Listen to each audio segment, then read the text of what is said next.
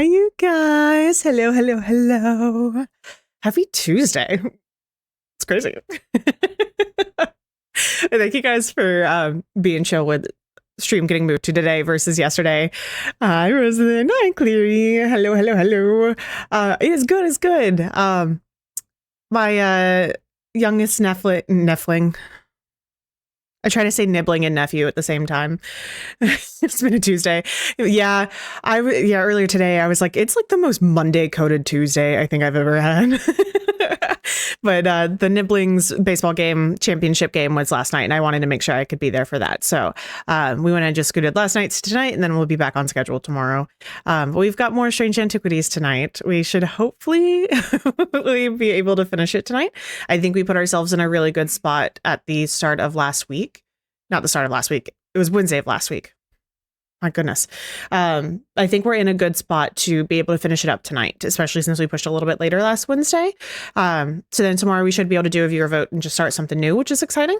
But we've got our normal things of getting Dennis dressed and then our poem of the day. Dennis had a really great time at... Thank you so much for that daily hunk. Also, Rosalind, thank you for your daily hunk before I actually jumped on screen here. I appreciate you guys so much. But Dennis had a really good time. He unfortunately did not make it into the Ren Fair. He was hanging from my belt, and then he bonked into the side of my mom's car as I was getting out, and he lost his foot, but it's okay. He had some surgery, and his foot's okay. It was this one. It's like you would never know, and he's okay, but I was really nervous at that point, and I was like, I don't want to take him in and accidentally lose him at that point, because I thought he was made of solid wood. He's not. He is hollow. So he is just like me, where it's no thoughts, just vibes. Nothing going on up here. Glad his recovery went well. Yeah, he's good. He's good. But I was like, I'm so scared to lose him now because I didn't think anything of it. I was like, it's fine. He'll just hang out around my belt. It'll be a great time. And then literally as we were getting out of the car, which honestly, it probably happened to keep me from actually losing him. So it's okay. But he is happy and healthy and all good to go. But we do have to pick his hat for tonight. We've got everything but the sprout, because the sprout is what he wore last Friday. So we have the orange, the carrot. There we go. The strawberry, the bunny ears, and the chicken hat. So if anybody has a preference on what they want him to wear, please feel free to throw it out in chat, and then we can get him dressed. Ren Fair was really fun. It was the first year for this particular one, so I wasn't sure what to expect, and I've only been to one other one. Chicken hat, you got it. They all spark joy for me, so I have no preference typically, unless it like perfectly aligns with what we're doing that day. Let me get him dressed, but it was surprisingly really fun. I got a lot of really cool stuff. It was my mom's birthday, so I bought her a tiara that she really, really liked. So that was really fun. I bought a couple fans because it was really hot. Oh my God, it was hot. So a couple just hand fans, which I needed a new one anyways, because the one that I used to like do my setting spray just completely like exploded the other day. Man, off the bat tiara time. Okay, hold on.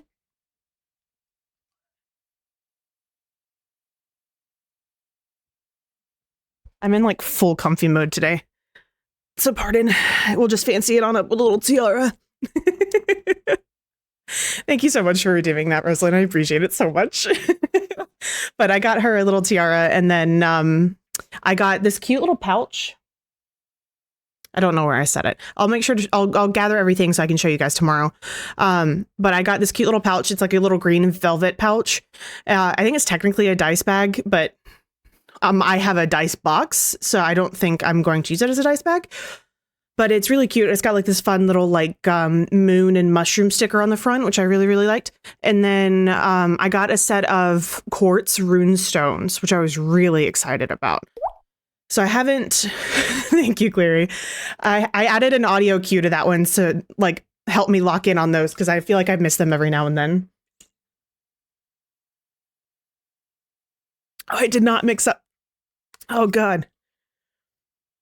I added a little bit of water flavoring, and I did not mix that up, so that was all at the bottom. Ooh, thank you for that, Hydrate.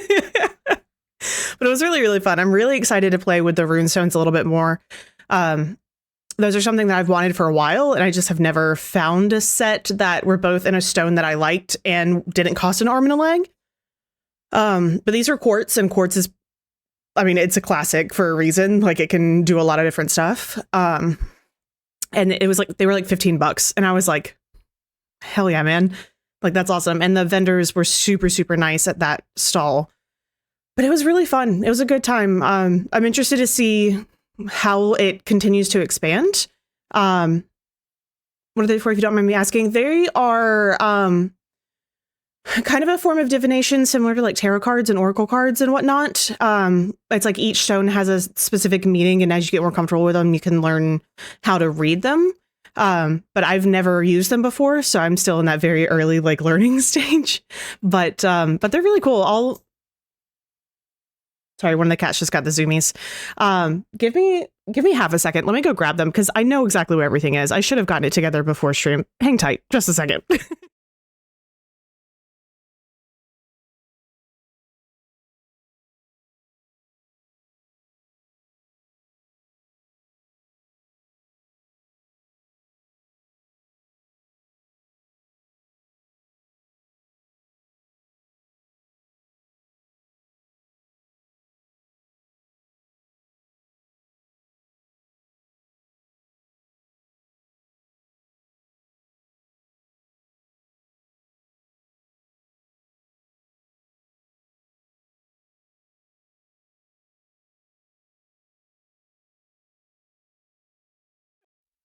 Okay, I've returned. So this was a fan that I got. They didn't have a whole lot of colors, but I thought this one was really pretty. And it worked really, really well. So that was kind of the big thing because it was really, really hot. But this one was really fun. My mom got a matching one. And this was the cute little dice bag. I keep wanting to hold it up on the wrong side. I'm not used to chat being over onto this side of me now. But this was a really cute dice bag that I liked with the moon and the mushrooms. I thought that one was really fun. And there was a lot of people that were doing like freebies. And I don't know if I have any more over here, but I took tiny little like glow in the dark resin mushrooms that I handed out to people. And so I got a handful of stuff in return, which was fun. Sorry, we're going on a trinket tour now. But one girl, she was so fun. She also had a lot of moss because I did like a mushroom moss fairy situation. I do not know the best spot to put this freaking chat box. I'll figure it out eventually, sooner or later. But she also had a bunch of moss on hers in like this cute little basket, but she gave like these little eggs and they had these little dragons in them. So it's like a little dragon egg, which was super freaking cute. And it had like a bunch of tiny little, like, I think that's technically called like confetti crystals, but they're like the really teeny, teeny, tiny ones. I don't know if I'm gonna be able to show these to you guys very well, but they're like the little like pebbles. Ugh. So there's a bunch of those, and those were super fun. And then at one of the trinket trade spots, I traded one of the little glow in the dark resin mushrooms for this little like stone mushroom. I don't know what stone it is. Hi, Bagel. Welcome in, lovely. Thank you for redeeming your daily honk. I hope you've been doing well. I'm just doing a little trinket tour of the things that I got from the Ren Fair this weekend. But yeah, so I got this cute little stone mushroom. I'm going to figure out what stone it is eventually. It's like white with like orange, like almost marbling. So that was super fun. It was really fun. It was the first time they did this one that was relatively close to me. And so I was like, well, it'd be fun to go the first year and see like what they do with it. Ooh, maybe sunstone. I don't know. It's like, it's very cream and like pinky. I do not have an auto focus, but it's super cute.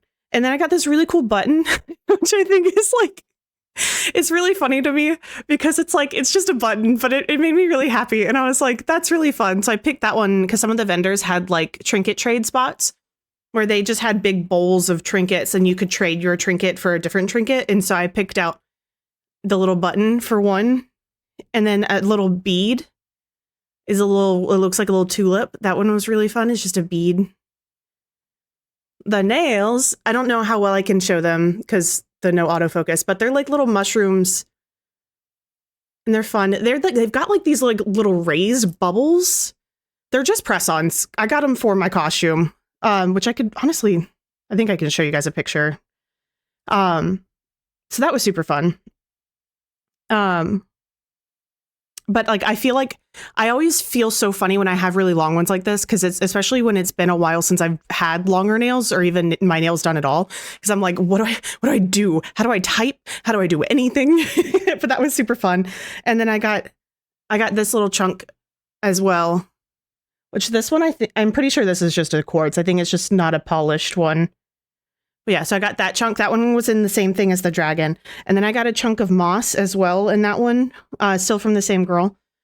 Yeah, but anybody coming in, that was my little dragon. He was in a little dragon egg. It was a give out trinket trade thing. Yeah, there's my little patch of moss. It's like trinkets are so silly, but they bring me so much joy because I am truly a goblin when it comes to like tiny trinkets. I freaking love tiny trinkets so much. Let me put these back in the bag before I lose them, especially with the little ones. There we go. And then lastly, let me put this over here with the rune stones. So they're in this little bag. And they're just quartz, but they're really cool. So they each have a rune like carved into them. There you go. That's a pretty, honestly, I didn't expect that to work in order to show you guys that well. But they're really cool. So there's like a whole set, and I've got like a little cheat sheet on like what they all mean. But I haven't been able to play with them a whole lot yet. But they're so cool. And I've had my eye on a set of amethyst ones for a while, but they were like $80 something. And I'm like, like I need to make sure it's not just like one of those like ADHD, like, oh, as soon as I get them, I like never use them. So I did not feel comfortable spending that much money. But when I saw these at the that particular vendor and they were for $15, I was like, yes, please. And that vendor also had these really cool like oh God, hold on. I'm like half sitting on my blanket. It was like wrapped around my leg like 4 times. Jeez Louise. I feel like I'm falling apart today. It's going to be fun, but oh boy. But they also had these really cool hairpins that were like porcupine quills that they like, I don't know if I have it over here. Hold on. Okay, I don't. I thought I had my hairpin that I got from the last run fair I went to over here, but I guess I don't. But it was really, really fun overall. I'm very curious to see what they continue to do with it. But let me see if I can get a picture pulled up here real quick to show you guys, because it was fun. Where did I post that picture?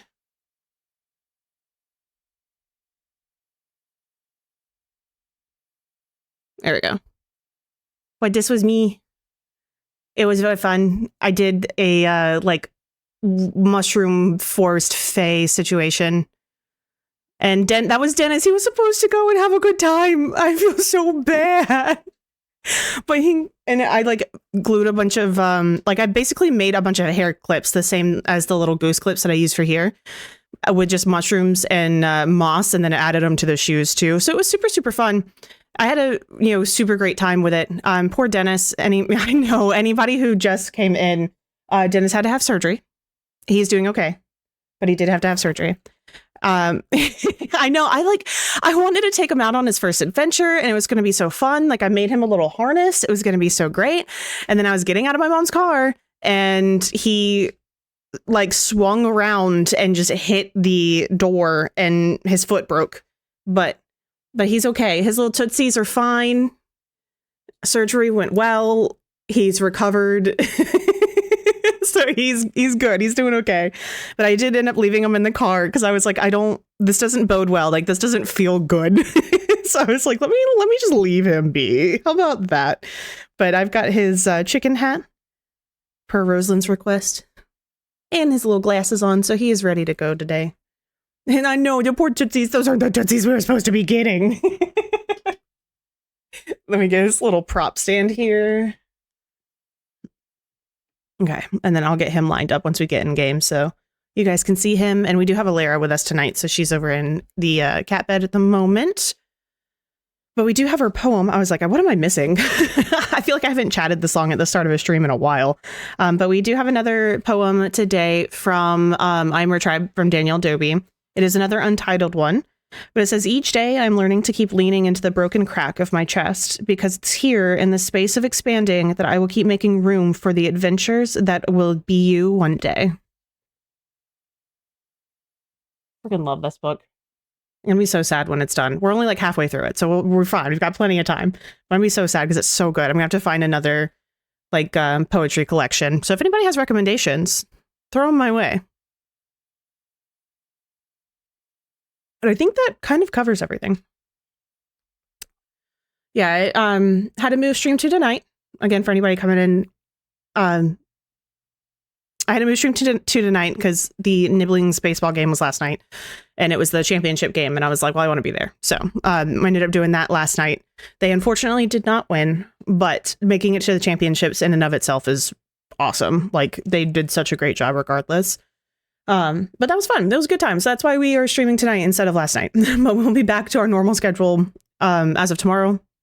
It'll be tomorrow and then Friday.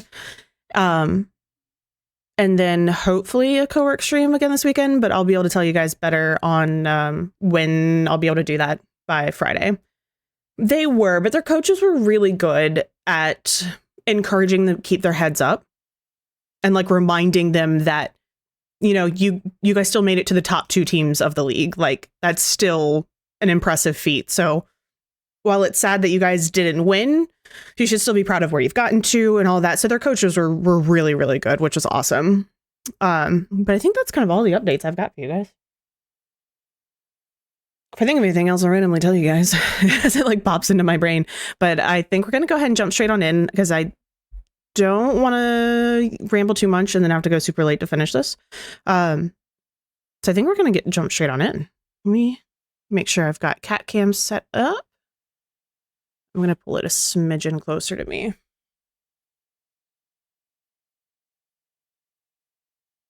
There we go. If she moves at all, she'll still be in frame. And then just slide Dennis on in there. Something about him just sliding in off screen. It makes me giggle every single time. All right, cool. So let me pause music for me. And we'll get started. I'm so excited. My nose is so itchy today too, so apologies if I'm steadily rubbing at it. I don't remember exactly where we left off, but I'm sure we'll be able to pick it up pretty quickly.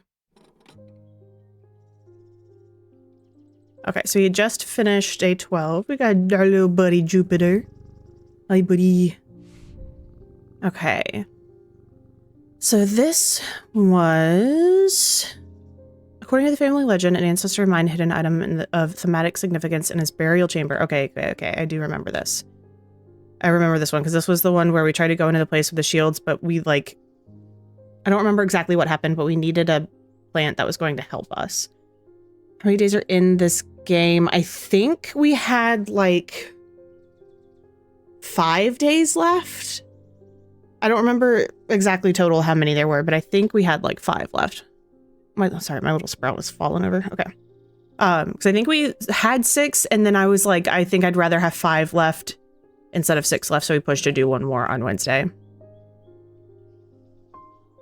But yeah, I don't remember exactly what happened when we tried to go to the catacombs, so we can try and go back to just double check what we're going to need, but there was something that we needed to get through that space. And then we still have half of this page, so we need the other half. And then we still have a thing that talks about the Diurnic field patterns. So all thaumic objects produce a field of sorts. Although invisible to the naked eye, they can be observed by placing an object over a thematic lens, which we have like in our little drawer thing on the bottom screen. These fields are not fully understood despite attempts to study them over the years. Okay, so those don't have check marks. I don't think we've done anything with them yet. I'm gonna pet the baby again. But let's head back to the crypt. And here and just double check what it said. Okay. So as I descend further into the catacombs, a strange sensation comes over me. It is not fear, although fear is mixed in with it. With cold clarity, I know at once what it is. I've entered an area known as the Depths, a place where few have been and fewer have returned from. Not even Paliants can clear the air here and render it safe to breathe, but there is a way. Slate miners inhale the vapors produced by a spirit called a wandering shroud. They say it invigorates their senses and stays the mind rot that would otherwise consume them. It would be dangerous to continue exploring down here without following their lead. Okay. So we needed a wandering shroud. I'm pretty sure this can hold one. But we have not come across a way to capture one or otherwise get something that already has one. So that's where we are kind of ended at. All right, end of day 12. Okay, so 17 days. 15, 17, yes. I second guessed my Roman numerals there for a second. The rider's partner was less fortunate. They found his frozen body a week later. Ruh-roh. I like this little mini game. It's very fun. What is this? Oh, that's not at all what I thought that was going to be. I am marked by Jupiter. Jupiter, buddy, what you marking? What you got? I'll put you back up there. Jupiter. What you got, buddy? Okay. I wonder if there... Let me look in one of the books, because I feel like there might be... You. Were there planets in here? Oil, light, dark, copper... Jupiter. Okay, so the thing that looks like a 2 and a 4 mooshed together. For tin. Okay, so something marked by that number. Or that symbol, which I think the, is it in the castle that had all... Yeah, this. Let's go here. Yeah. Off to a great start. The mark of Jupiter on my map leads me to a square room on the ground floor. Other than an intriguing torn note, there doesn't seem to be anything of interest until I notice that the bookshelf is mounted on a runner and can slide to one side. I push it, and it glides easily, revealing a hidden recess in the wall behind it. Stuff. Oh, that one's fun. Ooh, I like torn pages. Can these go together?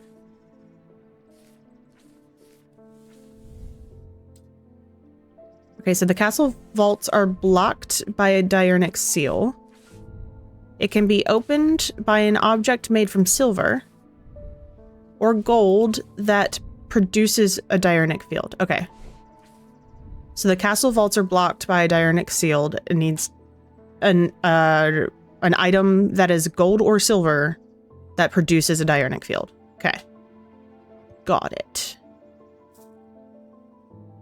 Okay, move you that way because you've been identified. All right, so let's find stuff that's gold. Okay, you're bronze, so not you. Wood, that has some gold. I feel like it needs to be like a lot of gold though. Like potentially this thingy. Open, please. I feel like I can't get my mic into a good spot. So I'm sorry if I keep messing with it.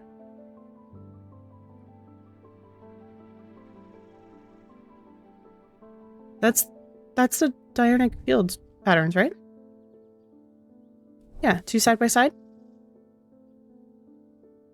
Okay, so potentially the Moonstone Guardian. Unless it has to be solid gold. Just a possibility. Well, this is both gold and silver, right? Yeah, what do you give off? No, you give off 3. Okay, so it's not you. You, I think, were pewter. You were bronze. Whoa. Baby boy's got a hold of a toy mouse. What were you? Also bronze. Okay. Okay, we'll try this then. So the vaults... Oh, to the vault. Oh my god, dude, are you okay? Good lord. Okay, the vaults are blocked by a large iron door. It has no handle or keyhole, and it does not give in the slightest when I push against it. I realize that it's been thematically sealed, but that's not much help. It's not clear what I need to open it. Yay! The door slides open without a sound, as though it has been kept well oiled over the years. Behind it, I find a large natural cavern that extends into the rock beneath the castle. Somewhat disappointingly, the walls are lined with racks of whiskey bottles instead of rows of artifacts I was picturing. When I show Edmund, he is delighted and he spends some time examining the dusty shelves. It's not long before he makes a find that I'm surprised I missed. I return to the shop with a spring in my step and a curious item that demands further study. Okay, so we can archive these now. Ooh. Interesting. Okay, so it's bronze and iron. All right. Got engraved symbols. It's weathered with sharp edges. No remarkable scent or sound, and no remarkable perception. Okay. The Bishop Square is a simple tool of my great-great-grandfather's devising, loosely based on a Briar's disc, which I think was the disc that we used in the first game where we would like set it on a block and it would like point towards like a raven or a gravestone or whatever, and that would like lead us to the next point. I think that was the Briar's disc. Bub, are you okay? I just like look over and the recliner's just rocking because he's been like springboarding off of it. All right, by all accounts, he was an impressive man, but it would seem his mind began to fail him at the end. Perhaps he spent too long studying his Zaya? Sure. He imagined invisible enemies coming to steal away his most prized possessions, so he began hiding them about the castle, noting their locations in a code that only he understood. Interesting. Okay, I will set you to the side. Okay, hold on. I want to look at the map with that thing.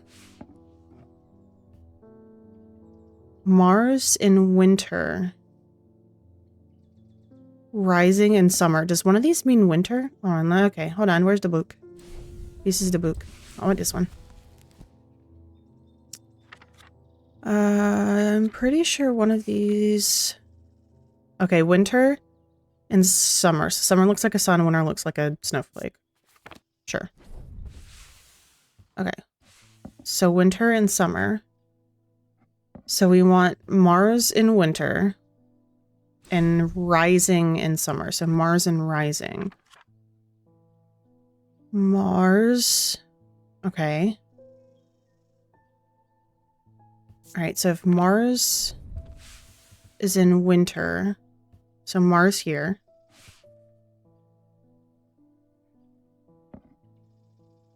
And rising in summer. Does that mean we have to go here? The smells and sounds of cooking greet me as I enter the castle kitchens. I feel a little foolish as I try to avoid the cook's glare while following the clues left to me by a mad old man. What was I thinking? I'm not going to find anything here. And yet on the exact spot where the map leads me, there is something. A floorboard that has been cut and replaced. With a little difficulty, I lift it up and feel around in the cavity below before my fingers grasp something hard. Fascinating. Okay. All right, nothing to remark on inner perception or sound and scent. It's hard and cool, a chalky black residue that coats my fingertips. And it's made of stone. Black substance, soot, perhaps. Okay. Where do I have... I guess you can come over here. We're gonna trade you. Sure. I'm trying to stay at least a little organized. Okay, I feel like I've technically used that, but I'm not gonna archive it just yet. And I don't think there was anything in particular that, like, these symbols might mean that can point us in the correct direction for another thing. I already forgot what they were. So a triangle, a tripod with 2 lines, and a curvy H. Okay, triangle is fire or water, depending on which way it was pointing, which I now cannot remember. It's pointing up. Okay, so fire. The tripod with 2 lines. It's a tripod with 1 line.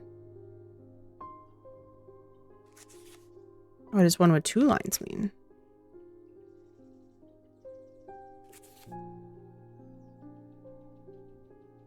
Two lines is lightning.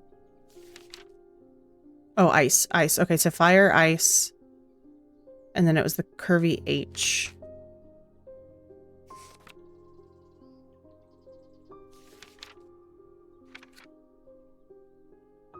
And paralysis. Fire, ice, paralysis. Okay. I'm gonna bring in the next person. Oh, Jupiter, I'm sorry. I forgot to give you a heads up. James Herschel. I can't say too much, but it has fallen to me to carry a secret that people would kill for. That people have killed for. It's a lot of weight to carry around in my head, and it's getting harder to bear around certain family members. It occurred to me that it would be safer in an ecumenical. You got it, buddy. Where's my book? There's my book. Okay. So an ecumenical is oh my god, receptacle. Commonly featuring a memento mori that acts as an aid to recollection. Ooh, Sonic. Okay. A memory cannot reside in both the mind and the ecumenical at the same time, and it cannot be stored indefinitely. When a memory has been left for long periods, it can begin to emit unpleasant vapors. An empty ecumenical, on the other hand, has an ominous presence, pulling at threads of one's mind. Okay, so if it's empty, which it would need to be if he's going to use it, then it's going to have an ominous feeling like it's pulling at our brain. And it's going to be some kind of receptacle with some skull or reminder of death upon it. Got it. Oh, okay. How does this make us feel? There's an unpleasant sensation at the back of our skull. Gold leaf wood, polished smooth, nothing to remark on scent. That could make sense because a like sand timer hourglass, that's the word. An hourglass could symbolize the passage of time. So that could be a symbol of death. I think that makes the most sense because we don't really have a whole lot of like box type things. So let's try this. Perfect. Okay, so clues. There's an hourglass motif on the box, a memento mori. And on closer inspection, it produces an unpleasant sensation, suggesting that it is empty. Sweet. And then we've got a shadow anchor. A shadow anchor is sometimes used in the practice of shadow casting, the art of projecting one's presence outside of the body. Without an anchor, minds have been known to become lost. Shadow anchor designs can vary greatly. Some prefer pendants, whereas others prefer to clutch a totem in their hand. Some make use of symbology, where others use gemstones.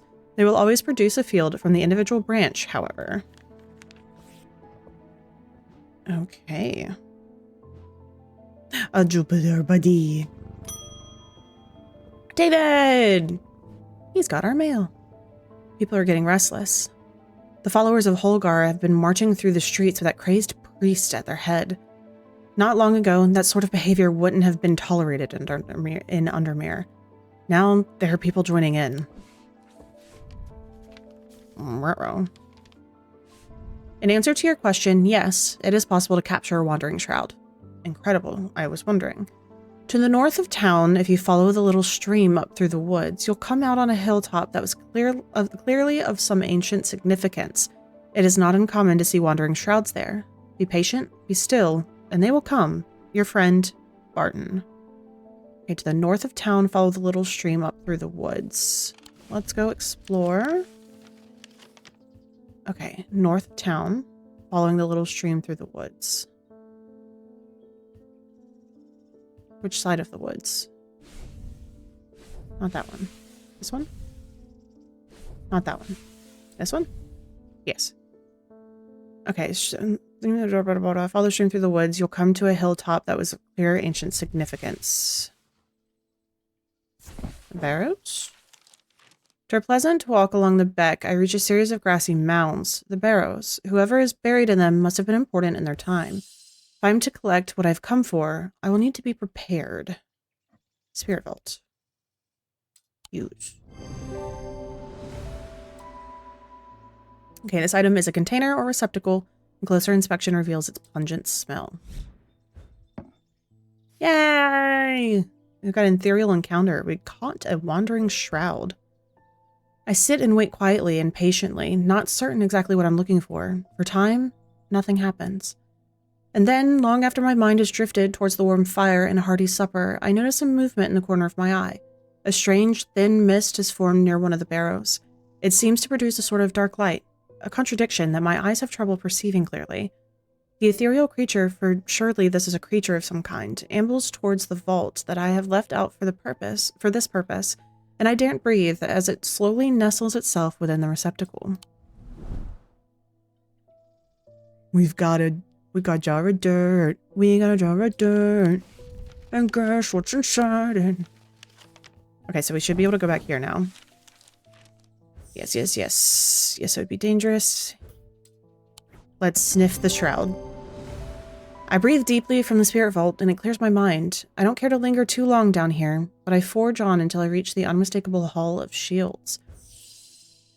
Another thing.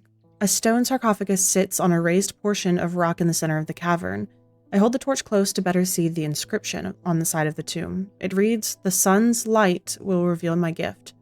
Mystified, I cast my eyes upon the walls of the cavern and search the shields for some other clue, but nothing stands out. Okay, the sun's light. Did we have anything that, like, gave off sunlight? I don't think we did. Let me look in here. Oh, I forget we have an index. Let me do that. Thank you for the lurk, Bagel. I appreciate you. Okay, let's see if sun element OPQRS. Okay, pit and a sun bond. Let's try pit first. The three different elements that make up a pit allegedly represent the earth, the sun, and death or darkness, the Dradic, the Diurnic, and the Noctic. These energies balance in such a way that the objects do not produce a recognizable thematic field. They can be directed to emit powerful vibrations capable of cracking solid rock. Okay, I don't know if that super helps. No, go back. Okay, and then it was sun bond. A sun bond is small, lightweight, and designed to be carried discreetly, made of non-precious metal of some kind, housing a gemstone of light. They carry the warmth and the light of the sun, a brightness that can pierce the darkest gloom. Okay, so we're looking for a sun bond. Where were you? An Aries remnant, Ossic ring. Sun bond. Come back. Thank you. Use this. Yeah!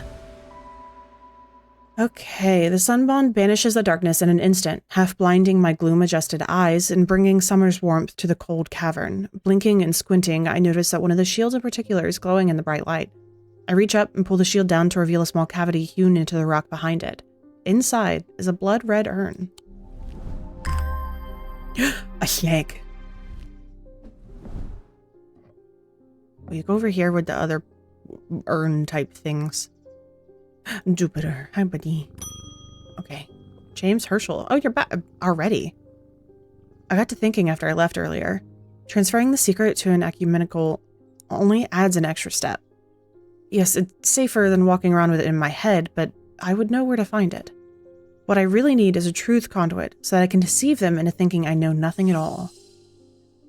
Ooh. Interesting. A, B, C, D, E, F, G, truth conduit. These items are used by tricksters and swindlers to distort and deceive.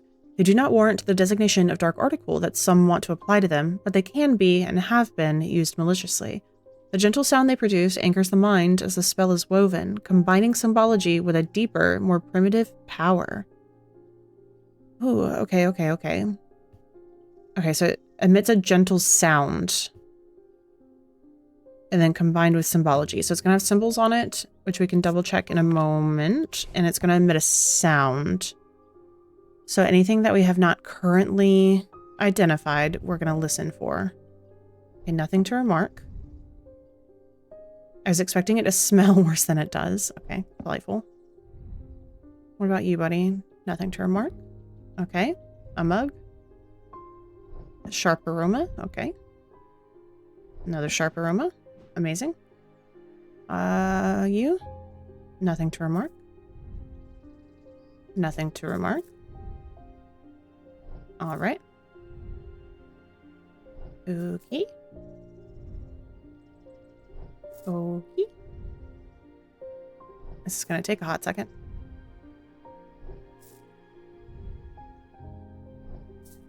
Hello? Does anything want to hum to me? Hum to me, Paolo. I can't tell that low hum is coming from the item or my own imagination. That's what I'm saying, Alara. There's definitely something unusual about this item. I just can't quite put my finger on why, though. Okay. Feels unusual, not hot exactly, but energetic somehow. And it's painted black and gold. Okay, but the symbology, I don't know if that's going to come into play here. So potentially this guy. Hi, sweet baby. Lizard, lizard, lizard, lizard, lizard, lizard. Thank you. Thank you. Lizard. I love the lizard. He's so fun. Thank you so much for redeeming that, Cleary. Elia, which way are you going, baby doll? I need my keyboard today, so you can't sit with me. Okay, anything else in this area? We got all you guys. You, I don't think, had any hum. Nothing here. Nothing to remark here. Purple. Where is my purple? You got it.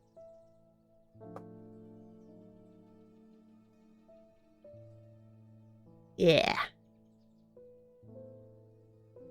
Amazing. Thank you.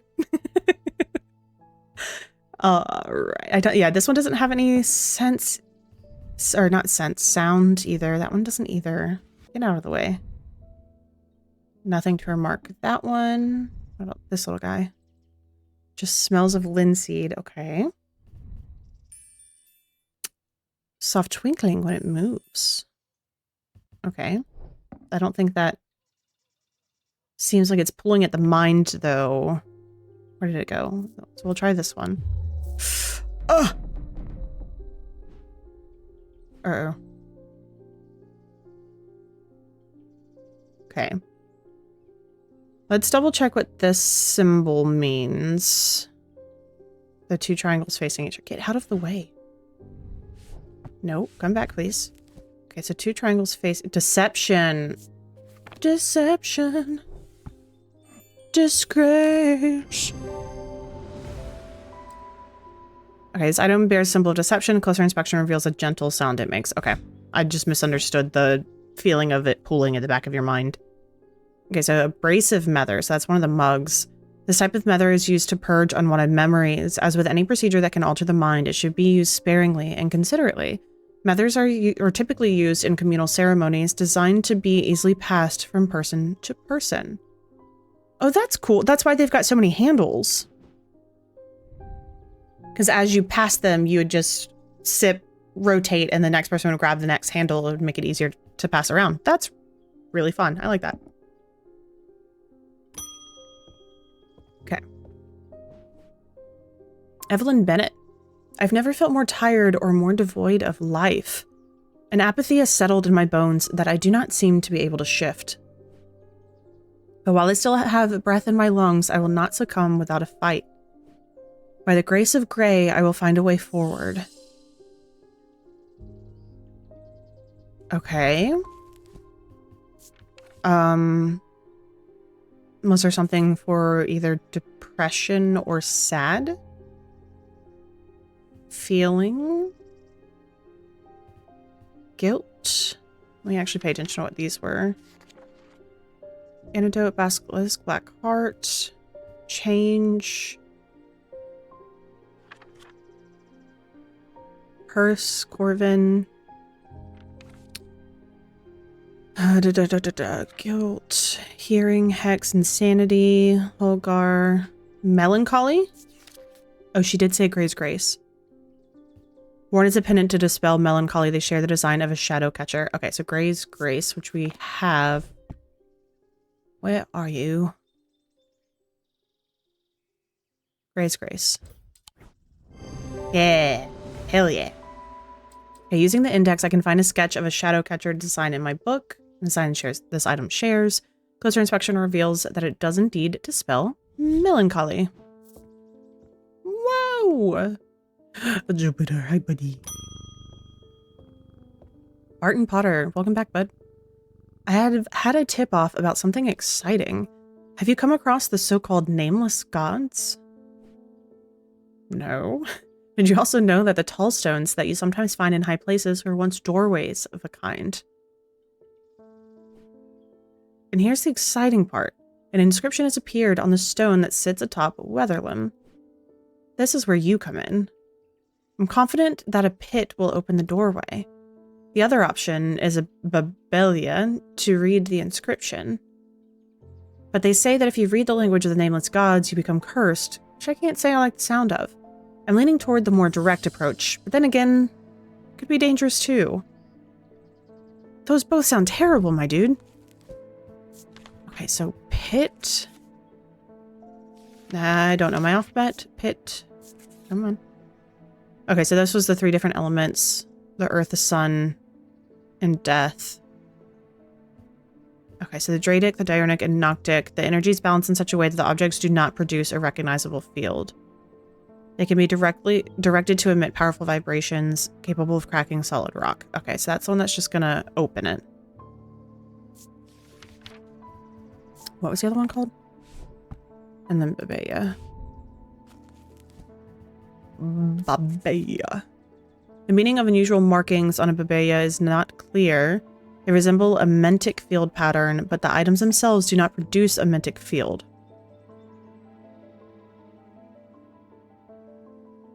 Got it. Okay.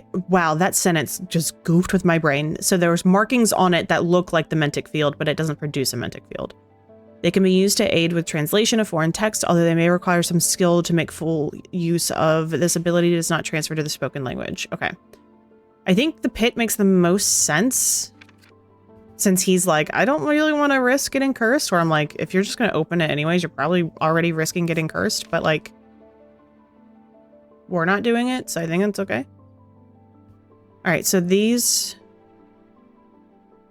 they do not produce a recognizable thaumic field. 3 elements of earth, sun, and death. Okay, so we've got to look at the things that we have not identified yet. Or things that have 3 elements of earth, sun, and death.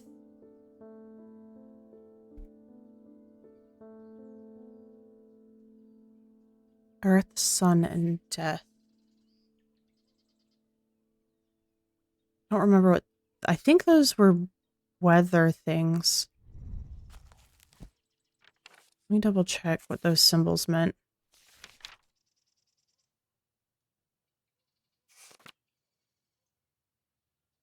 Yeah, heat and cold. Yeah, heat and cold is what this medallion means.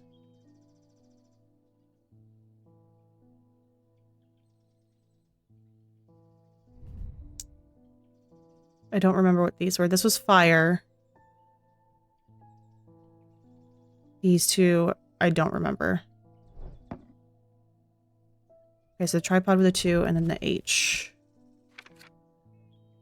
H. Paralysis. God, my nose is so itchy. And ice. Okay, so yeah, fire, ice, paralysis. Okay, I remember that now.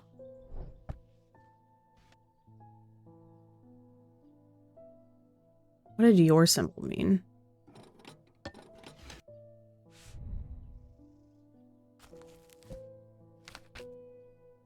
It was like a triangle with a line through it. Weakness? Is that you? Yeah, okay, so this guy says weakness. So Earth, Sun... Yeah, Earth, Sun, and Death. Huh.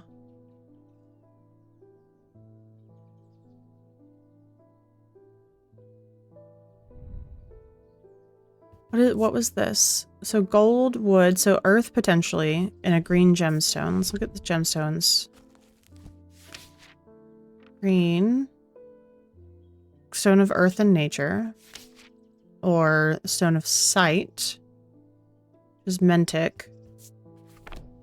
Is it Mentic? No, Noctic. Dradic, Tyrannic. Interesting. Okay, this one is going to be a little trickier.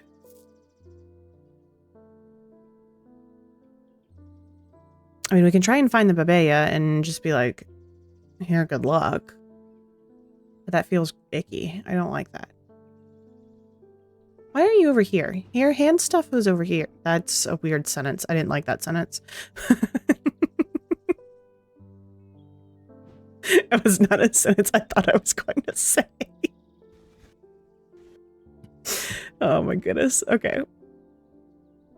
I'm gonna drop you down and give these a little bit more room. You have not been discovered, so you can come up here. You have, so you can go down there. And space you guys out so I can see y'all a little bit better. Okay. That makes it a little easier to see everything.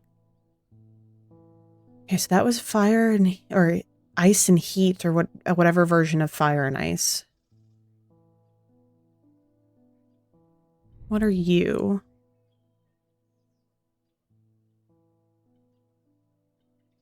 You're just consistently that H. What the hell did we just say that was? Paralysis. Okay, so not you. Definitely not you. Earth, Sun, Death. Coffin is death. But skull does not mean sun or earth to me. So that doesn't make sense.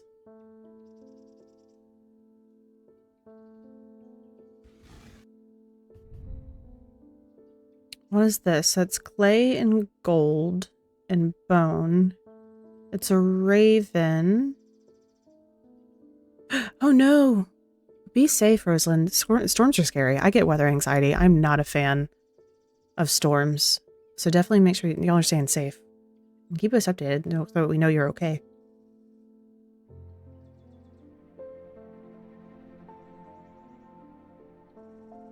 But like, I feel like the raven skull could mean death. And the gold, I think, could be sun, and then clays of the earth? That's not what I want. This one. Get out of here, you freaking scale. Alright, where's the sun? Gold. Okay. Yeah, okay, that makes sense. Let's try this for the pit. I think that could make sense. Rain often causes health flares for many, so anxiety makes sense. Yeah, the unpredictability of nature and weather in general is what typically makes me anxious about it. I live in a place where tornadoes don't happen, like, hardly at all. So tornadoes are the thing that scare me the most, typically just because I'm not used to them. But yeah, I don't like them. But yeah, but definitely stay safe for, you know, anybody that I know. We're getting a lot of rain coming up this weekend too, so if anybody else is, definitely be safe. Oh man, I feel that, Rosalind. But you know, do what you need to do, whether that be hunker down or if you just want to hang out and just take your mind off of it. That's what we're here for. but just check in every now and then if you can, so we know you're okay. Hey, we've got the pit. Okay, perfect. So this was the pit. And also, hi, Nat. I hope you're doing okay. I try to say hi to everybody when they come into chat, so I hope that you're doing all right today. Get that I love thunder and storms growing up and I love the rain, but where I live now, thunder is thunder. Oh, God. It's the first time I've had that fear, so I get it. Hi, good. Yeah, that's, if I don't have to go out in them, I tend to be better. Like, I can enjoy a nice rainy day if I'm home and I don't have to go anywhere. But if I have to drive in it, like if I'm heading to work or something, no, thank you. I do not like it, Sam. I am. I'm not a fan at all, but I'm good. I'm glad I'm back at streaming today. Anybody that may not have been here at the very start, my nephew had his championship baseball game yesterday, so that's why everything got scooted around a little bit. His team unfortunately did not win, but they still, came second in the league. Like, that's still really freaking cool. But I just wanted to make sure that we could be there for him and see how he was doing, because I haven't been able to catch a whole lot of his games this season. I thought people's homes used to crumble with this. Huh? Like, no wonder it's a deep fear. Oh yeah, that's huge. Glad you went. Yeah. It was very, very, very, very fun. And I also love the that, like, I guess love is a weird thing to say, but I just saw it again the other day, where a lot of people think that, like, things that you are like really afraid of in this life, if you believe in past lives, could have been how you passed in a previous life. So it's like your like soul being like, hey, let's not do that again, please. And so that could be why you're like so worried about like specific things, like people may have fear of height or fire or whatever. Oh, you too? Oh my God. Sorry.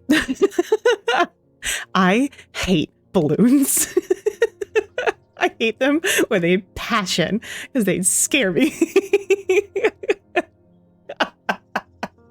You are not alone. Oh my God, no, I hate balloons. Like, if and I think for me, balloons ultimately comes down to, again, the unpredictability of it, where it's like it could pop at any second, and I don't like big sounds like that. Like, I don't like really sudden sounds. I jump scare very easily off of big sudden sounds like that, and so I just. No, thank you. And like, I had one too many explode in my face as a kid. No. Like, no. I may have been so afraid of so many things. Yeah, I feel that too, honestly. But that is unfortunately just anxiety that so many of us are burdened with. I love when streamers do celebrations. Yeah. Yeah, it's like, no, thank you. Because all it takes is that one faulty balloon that just doesn't blow up like the rest of them. And then I don't trust any of them anymore. Like, no, thank you. I want nothing to do with this. Like, water balloons, maybe. Because of, like, those are like intended to pop. So it's like, I know to be expecting that. But yeah, I just, ugh. Yeah, you're not alone. Welcome in. Yeah, water balloons, okay. They're not as like aggressive of a pop as well, which I think is nice. I have all that moss from the little like Prezi things from the Ren Fair. I just like rub my hand across my desk and just have like all this tiny little moss now. I'm gonna collect that over there. Okay, cool. Well, we gave him the pit. So this item is made of 3 different materials: gold for the sun, clay for the earth, and the skull for death. And then the thematic fields it produces are formless, which we did not check. Probably should have. All right, thank you. I hope this works. Here's a token of my appreciation, something for you to ponder over. Oh, well, thank you. Interesting. I think that's fire again. It's either fire or water. I think that one was fire. And whatever that is. Okay. Also, can we normalize not using balloons to show a sale in a store? Like, let me shop in peace. 100%. Like, there are other ways you can catch my attention. That's so fun. I don't know. Like, I know I have other people that are just like, balloons. But, like, it's nice to know at least one other oh my God, person. Oof, that is just like, no. Taking me away from here. Or like, it's even worse when like a kid has a hold of one. Like if they get a free one at like a store, or like growing up, like a like pizza buffet thing near me would always have like a balloon guy coming through. Oh my God. Oh geez. No. Okay. I'm sorry. I'm sharing a story. I remember explicitly one time it was like a teenager that was doing the balloons, but he would make like balloon animals and whatnot. And I'm like, I don't want to be here for this. But he had braces. And so if there was a specific part of the balloon that he needed to pop, he would pop them on his braces. And I was like, Mom, can we go home, please? Like, I will forego my brownies. I don't want them. Please take me home. Like, I don't want to be here for this. And the worst is when my brain forgets. I'll be like, okay. And then my body goes, nope, yep. Oh, yeah. And John with a balloon is a nightmare. Yeah, the braces was awful. But yeah, I don't think kids should have, especially kids that are young enough to still try and put things in their mouth. Like, why? Why are we giving them balloons? They're like sea turtles, man. They're going to choke on it. Don't give them balloons. No. Or like if I ever had a balloon that like came home with me for something, like if it was like the helium balloons, like I would get so worried when they would deflate just enough that they would start getting within like reach of a cat, because we always had cats growing up, that I would always like be like, okay, I think it's time to just like cut a little slit in it and just not have a balloon anymore. A 2-year-old would love balloons, but that's a big fat no. You are a smart person, Rosalind. Like the idea of balloon with a kid to find him in the crowd, but please find something else. Yes. Yeah, my mom used to tie them to our wrists when we were little so that we wouldn't like let them go. And she would do like a weird slip knot thing that it could like loosen on a dime, but it wouldn't like just slide off of our wrists unless somebody was like actively pulling it open. So, but she also, this is kind of another brain. The squirrels are bad tonight. I'm sorry, you guys. It makes for fun conversation, but when we were little and we would be like going like Christmas shopping and whatnot, we put leashes on us. And my mom never did leashes, but at Christmas time she would put jingle bells on our shoes. So she would like lace them through our sneakers. And so every time like we'd be walking, she would hear us. So she'd be able to know like where we were in relation to her. If she were like to be looking at something, she could hear like, oh, they're right here next to me. They're starting to wander off. I, need to grab them and bring them on back. Because I had a really bad habit of hiding in clothes racks. I don't know why. I thought it was hilarious, apparently. We had the jingle bells. I'm like, even as an adult now, I'm like, I kind of still want jingle bells on my shoes. Like that was one of like the best things as a kid. I loved it. You accept a kid leashes. You just got to keep them safe. Absolutely. Absolutely. Like, especially like as a parent, like, your kid more than anybody else does. Like, if they're a flight risk. And at that point, you got to do what you have to do. Me and your twin brother are always within 2 years of each other. Don't blame her. Yep.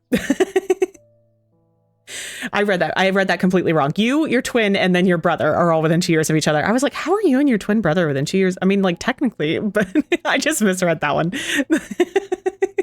But yeah, no, that makes sense. I'm the youngest of 3.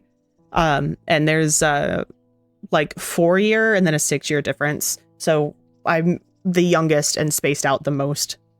Yeah, but yeah. Balloon braces and jingle bell shoes is the moral of those stories, I guess. We've got this new thing. It's made of yellow sandstone. That's fun. It's crumbly.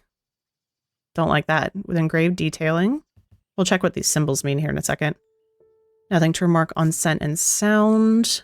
Nothing to remark on inner perception. Okay, I'm pretty sure the just normal triangle is fire. Which was this way, I believe? Yeah, fire is pointed up. I think it's weird when people judge a parent with a leash. I agree. Like they aren't treating the kid like a dog, but they're giving them the ability to be independent within safety. Because kids can and will slip away even when you're watching. Plus, it's usually like a backpack or a belt not around their necks. Absolutely. Excuse me. I would 100% agree. At the baseball game last night, we had gotten new chairs to sit in, and they were very nice. Got them on a really good sale, which was like, hell yeah, man. Oh yeah, definitely agree. It's all, yeah, 100% Rosalind. But there was this little kid that like came walking up to us and like looked at my husband and like gave him a high five and then like walked away. And we like immediately were able to like lock eyes with mom, she would like, or mom or aunt, guardian of some variety, who was like not far away. So like I really appreciated the way that she did that, where she like let him have the independence of like approaching people but like was like laser locked on the entire time and like didn't take her eyes off of him. So I think that's kind of a good in between, but he always like returned straight back to her. Like he would come over and he had an apple at one point and bit into the apple and then like spit it into his hand and like handed it to my husband. And he was just like, thanks, bud. It was so freaking cute, but it was just so funny because like he was like toddler, like he was little, but he would just come over and then immediately back to her and then come over and immediately back to her. And like the second that he got like a little bit too far, she would immediately like go and get him. So I was like, I like that. Like that was a good way to not helicopter, but also make sure your kid is safe. You let the parents who let their kids pay for things. Yep. But they're right there locked in and giving them independence within safety. Absolutely. Part of me wishes I had that as a kid because I feel like it would make me less anxious as an adult. Because like even to this day, I'm like, oh, okay, I want this meal with this alteration. And like I rehearse the conversations consistently in my brain. And then if like the other person defaults away from what I have thought the conversation's gonna go, it throws me for a loop and I start like panicking a little bit. And so then I end up like ordering weird things and I'm like, that's not at all what I wanted, but it's what I'm getting. Your daughter did that today? That's awesome. She wanted to bake completely and change. That's such a kid thing to do. I love that. The same as a young kid. Dad tried as a teenager, but at the point just cry on the phone. Oh, yeah. Yep. I feel that so much. It's hard to like break out of it too. I was proud of myself though. I was talking about it with Kat, who's one of the mods for the channel. We went to the Ren Fair together and I was talking to her about it because 2 years ago when I'd gone to the Ren Fair, I had the same like little tiny resin mushrooms that I was trying to hand out to people. I think I handed out like 3 of them, maybe. And like 2 of the 3, the other person initiated the trade. But this time I was like so much more comfortable with just like going up to people and being like, hey, like, could I interest you in a tiny mushroom? Or like if, you know, a parent is with their kids being like, hey, is that kiddo with you? Do you mind if I offer them this mushroom? Like, blah, blah, blah, blah, blah. And like not expecting anything in return, but like it felt really cool to recognize, man, I've come a really long way in my confidence. And I honestly think streaming has helped me a lot with that too, where like I'm more comfortable just existing in a space and like talking to people because I am having to do it now. Like it's it's so much easier to just exist and like talk to people in person. And I don't know exactly when that changed, but it definitely like that was the most recognizable moment where I was like, man, like I gave out like probably at least 30 of those things. And so that just being the huge difference in the last like 2 years of just like how much I've grown as a person and just become more confident in myself as a person. So it's awesome. Yeah, the little resin mushies. I have one up here. I just realized I have a teeny tiny one because I kept one for me.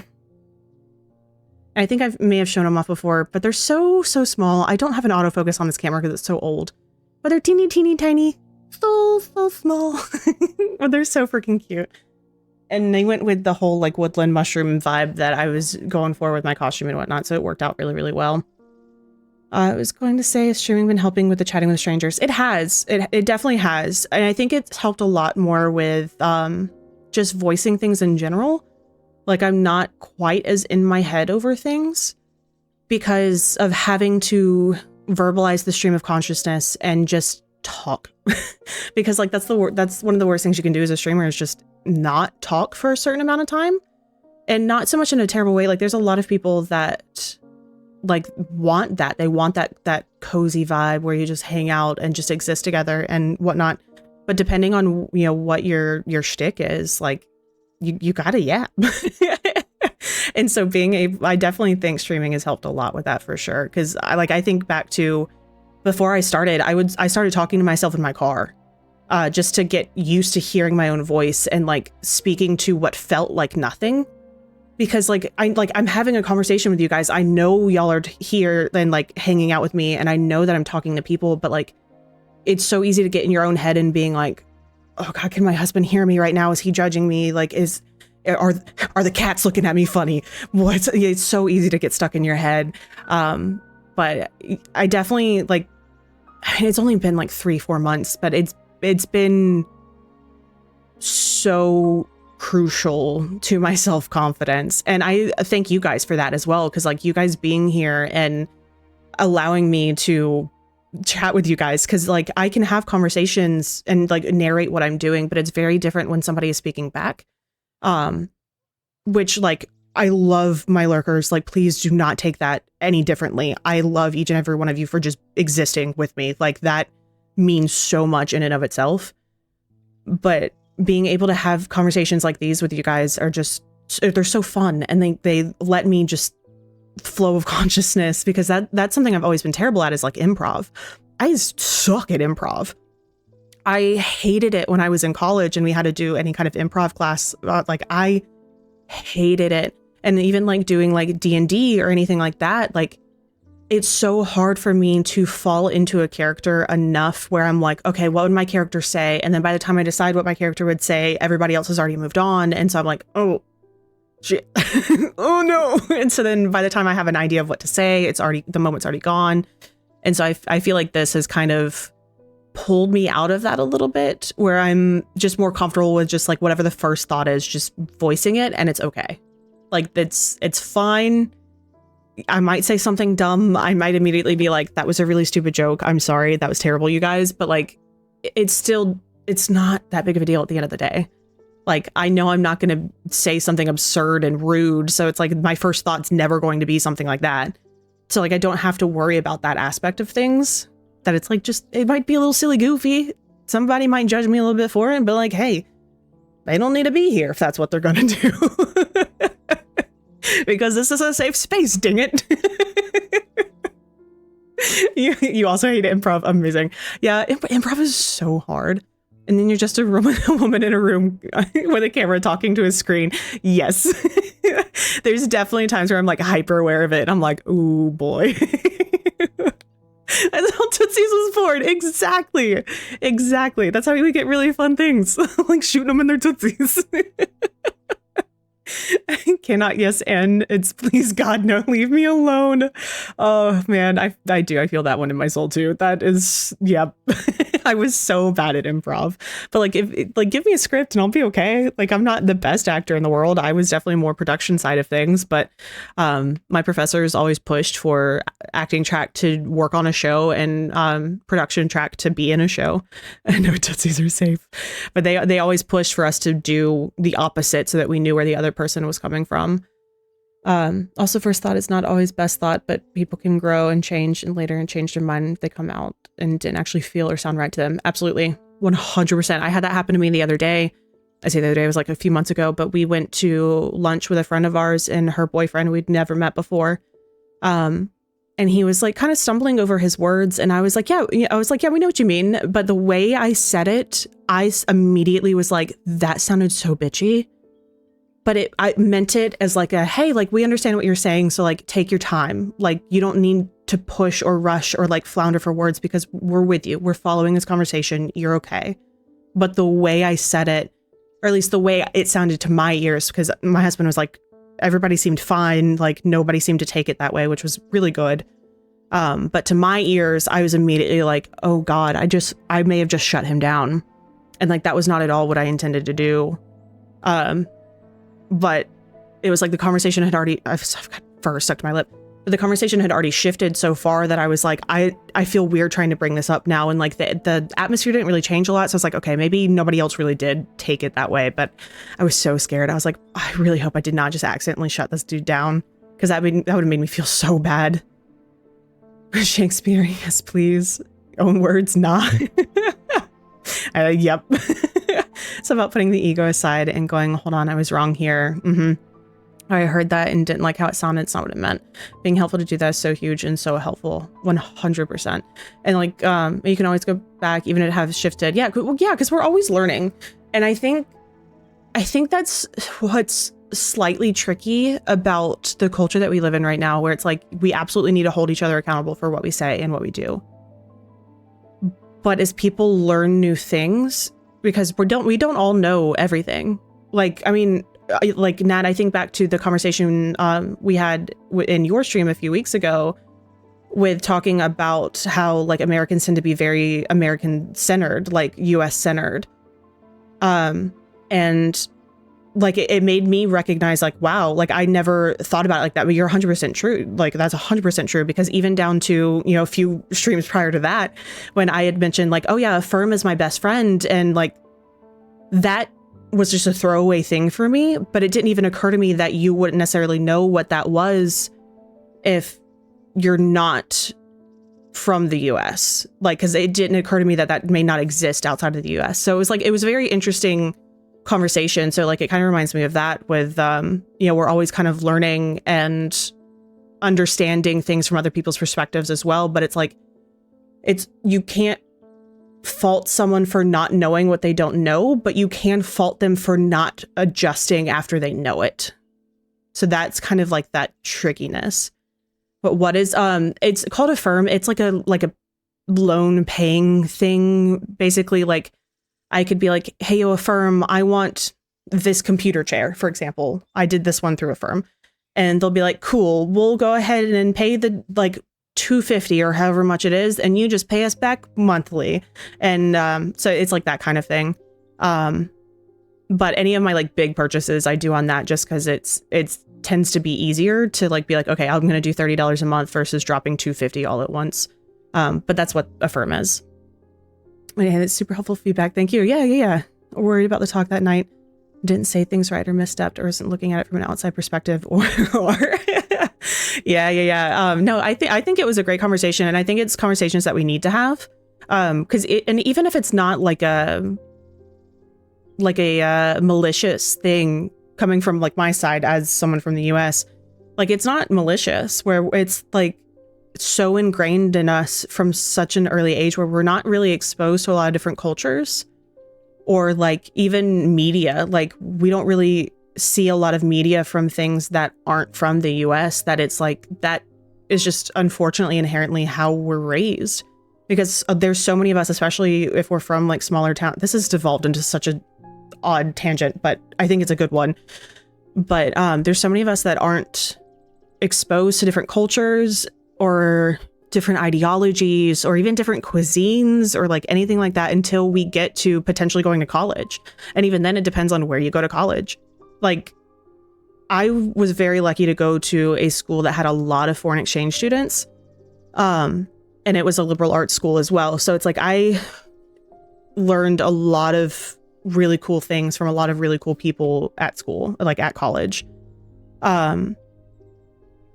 And like, I didn't even necessarily grow up in like that southern of an area. Like I was definitely a little bit more like city for the area, I guess is a better way to say that. But like there's so many of us. Like I had the really cool opportunity of having a friend of mine that was Jewish, and she would make me matzo ball soup whenever I was sick.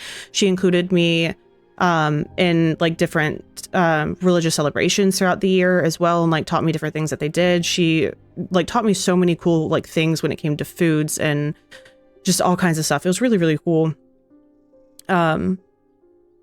And just, yeah, so like it sucks because it's like you had so many great points, and I think there were things that I needed to hear as well, because it's not from a malicious standpoint for me, at least, where it's just, again, is that like you can't fault somebody for things that they don't know. But now that I know, it's like, okay, now I can try and pay more attention to how I'm saying things and who I may be speaking to. And, you know, if I'm like, oh, hey, is this actually something that you guys have? Is there something that you guys, yeah, and just being like more open-minded to it, and whatnot. Need to know is a thing. Yeah, it's really, really cool. It's very nice. It definitely gets people in trouble sometimes, so you gotta be mindful, but it's very, very helpful. Totally, it happens everywhere, but like I said, most of the world has US shows or media, but it's not the same in reverse. Absolutely. Like I think at max we'll have some like UK stuff, but even then it's not like wildly prevalent by any means. And I think only recently, like more Eastern media has been coming in. But and see, even like that, like referring to things as like Eastern and Western, I feel like is very US centric as well, or at least Eurocentric, like in general. But things like, you know, like K-pop and whatnot are slowly becoming more mainstream. I think anime is slowly becoming more mainstream, and I'm hoping that with that shift, that'll carry over into other medias as well. I don't know. We'll have to see. It was not at all. I was scared someone would take it as an insult or like a fuck you, but really it wasn't. Yeah, no, you did not come across like that at all. So yeah, don't worry about that at all. Like that was a great conversation, and I think that was a-okay. I don't know if it's a thing in Canada, but excuse me, but worth looking into. Yeah. Yeah, I don't know. But again, it's just like one of those tiny things. I'm just like, yeah, everybody has this. And then like somebody's like, no, we don't. And I'm like, what do you mean? Also, be careful as multiple $5 a month will add up. Yes. Yep. That is definitely why some people get in trouble with it. Absolutely. Because it's like, well, it's only like 20 bucks. Like I can afford that. And the next thing you know, you've got like $150 worth of those 20 bucks, you know? Oh, man. But yeah, what were we looking for? We saw fire. What were we doing? Oh, the four-pronged like sun thing. Okay. That's not the book I want to be in. This is the book I want to be in. Okay, wax. Okay, so fire and wax. Can I burn you? Is that a thing I can do?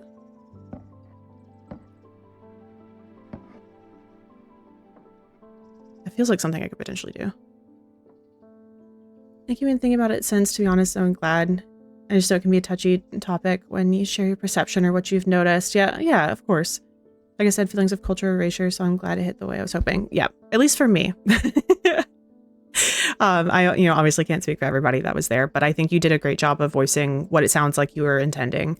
And, I definitely think, as somebody that doesn't feel like they have a culture, just because I'm like, I don't know what a lot of my ancestry is. And also at that point, it's like so far removed that it's like, is that even mine anymore? That's a whole different conversation. But I think you trying to be more true to your culture is incredible. Like that's really, really cool that you're able to do that and that you're wanting to do that. I think is really neat. Beaver tails. What are beaver tails? Share with me. What is it? That sounds like a candy or like, I don't know what that would be. What's a beaver tail? I'm now curious. Like a pastry. Okay. Would it be like in like the bear claw territory? Oh, deep fried. Oh my God. Okay. Yeah. Nope. That sounds great. Hello, Alira. Do you want to come join and say hi? That's a big stretch, dude. Hold on. We got a kitty break. Of course she lays down directly in front of me. Hi, baby doll. Okay. Well, I just need you to leave me some space, please. Only ever gotten them at fairs and stuff. That makes that definitely gives fair food vibes. If I do in the shape of beaver tail, you put random stuff on them. That to me sounds like an elephant ear or a funnel cake. Just based off of what you guys have said, that would be the equivalent that I would do. Like funnel cakes are like they're literally poured into the oil with a funnel, so they're very like ropey, but they all come out as one thing. But an elephant ear is like this big and it's just like one like donut thing, and you can do powdered sugar or like chocolate, or like some people do like apples, like what would be in an apple pie. That sounds like it would be the closest that we would have at like our fairs. Yeah, okay, cool. Yeah, that sounds delicious. I get the feeling. I felt the same with my culture. It wasn't until I took a break and saw Canada without being surrounded by the US that I realized I did. That's really cool. I feel like it's like it takes a lot to like decide to do that too, if that makes sense. I do not have the correct words to elaborate on that in my brain at the moment, but that's really cool. I've seen those two, call them toughies. Yeah, I've heard them called a lot of different things. But I feel like funnel cake and elephant ear are pretty interchangeable, but like there is a difference, but I think the words are used relatively interchangeably here. I don't know what I'm doing with this thing. It says fire and wax. So like part of me was like, candle? Do you want?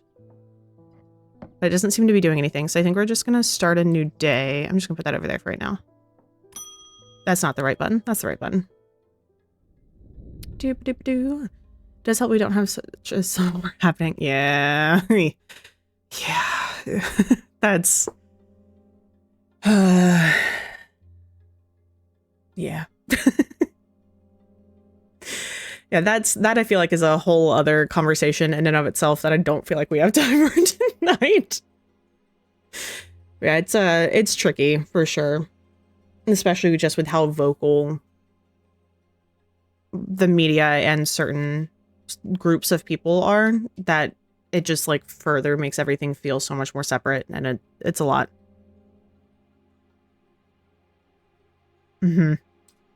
That is the end of day 8. So the dreams of earning, no, not day 8. What is that, 13? 13. With dreams of earning his fortune long banished from his mind, the man brought the casket to a trusted friend, the curator of a museum in Undermere. Together they looked for answers.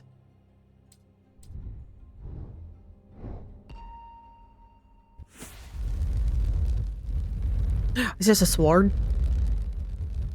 Sword. People still really passionate about politics here. That's good. I mean, it's good to be passionate about them for sure. Sorry topic, but to give you a reminder that it's hard to feel your culture when your culture is in a war. Yeah, and I like, you know, I briefly said it earlier too, but like, my dad was adopted, and so like I have no idea what that side of the family is like in terms of ancestry and whatnot. And then like my mom's side is like, I know there's a little bit of German, I think there's a little bit of French, but it's like it's so far removed that I'm like, what is that? And so then it's like when you look at like the US as a culture in and of itself, like I think that kind of came up in the conversation during your stream as well, Nat, where it was like the US is so big that truly based off region to region, it's very different. Like if I were to move to like the Pacific Northwest, it would be a culture shock for me, because being raised in the South is very different. Like even just like the 1 or 2 times I've been to New York City, it's very different. Like I would like hold doors open for people. I would say ma'am, and like it wasn't like abrasive or like rude or anything like that, but like as a Southerner, like it made sense that people would take it as rude just because it's so different. And so it's like, and so that's kind of like what I mean by like, I don't feel like I have like an ancestry of culture. And like a lot of like the like Southern culture, I'm like, because my parents weren't Southern, but they ended up being in the South. So it's very strange to like have that where I'm like, but what is it? like what is my culture? I don't know. But it definitely like that conversation made me want to like kind of take a step and be like, what is like, what are traditions I want to pass on, you know, to family members or friends, or like share with people, like that kind of thing. I scroll too far down. Ontario is a culture shock for you. Yeah. I'm sure that happens elsewhere as well, especially Canada, because like Canada's spaced out a lot too. What did you say? Yeah, no, you're good, Rosalind. I feel like most of us here understood what you meant. All right, good. Okay, cool. So we do have an ad break. I think you guys just went into ad break. I'm also going to take a quick break myself here real quick. And then we'll come back and we'll get going again. But I'm going to do a quick BRB as well. And I'll see you guys as soon as ads are done. So I'll be back in just a few.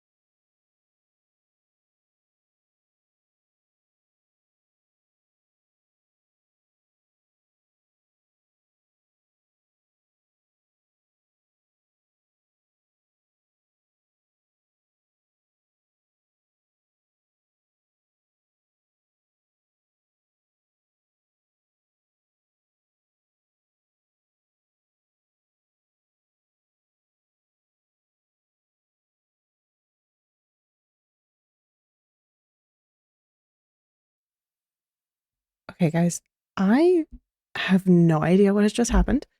I cannot see anything but one tiny little piece of my screen that is blown up to fit all of my screens. So bear with me a few minutes. I came back. I assume Alara hit something. I don't know what happened, but I don't know what's going on. So bear with me just a few more minutes. I'm going to go back to BRB real quick. I just want to give you guys a quick update on what was happening because it's very strange and I've never seen it before. But I will hopefully be back in just a moment.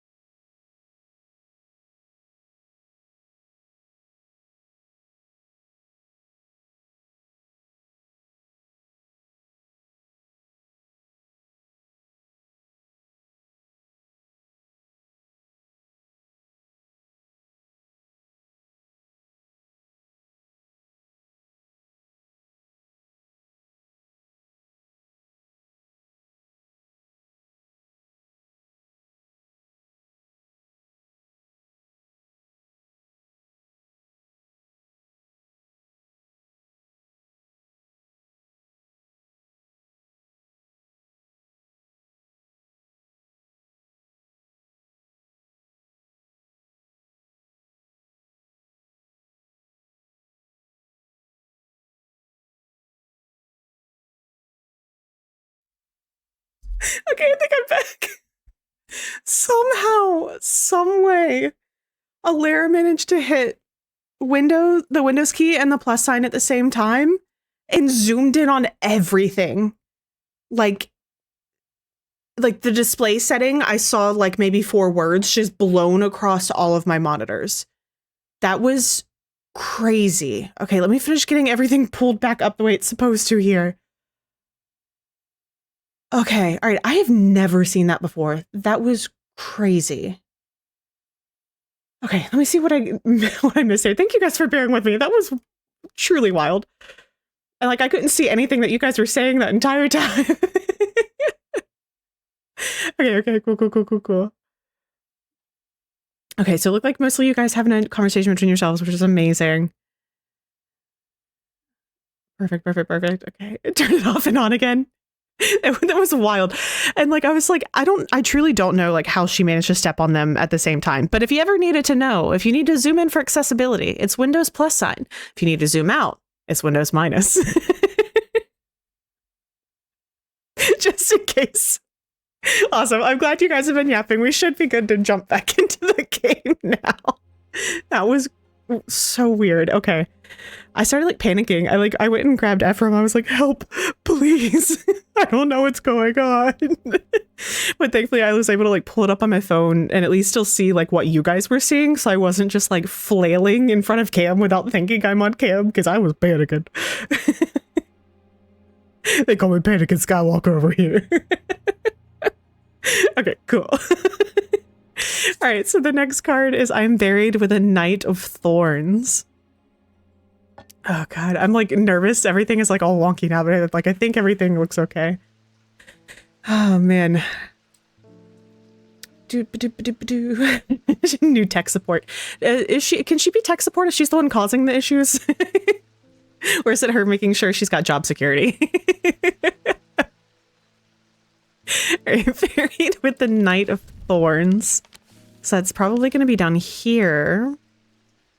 So is there anything thorn related down here? This guy's spooky. I want to go here, but it seems like it's a bad idea.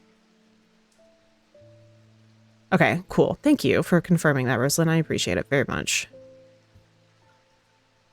Okay, with the Knight of Thorns.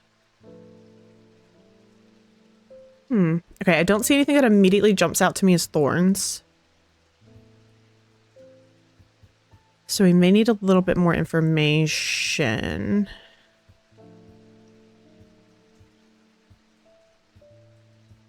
Yeah, okay. I'm gonna say we need a little bit more information on that one. Where am I going?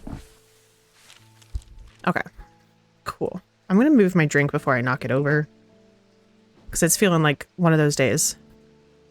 No, thank you. Hi, Jupiter. All right, Thomas Pope. I've noticed that some people claim not to fear death. They say that dying scares them, but not death itself. Not me. Not the great Thomas Pope. Give me pain. Give me fear. If I can feel something, then I know I'm alive. Going back to nothingness, that's what I fear. I'm going to do my best to live forever, starting today with a loam. Loam. Don't know if we have one of those. We do not. Or at least we haven't identified it yet. Sometimes called a hand of Jupiter or a fire palm, a loam is an item with enticing power.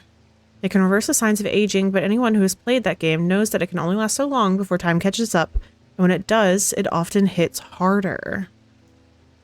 Okay. So often called a hand of Jupiter or a fire palm. Do we have anything that's like that?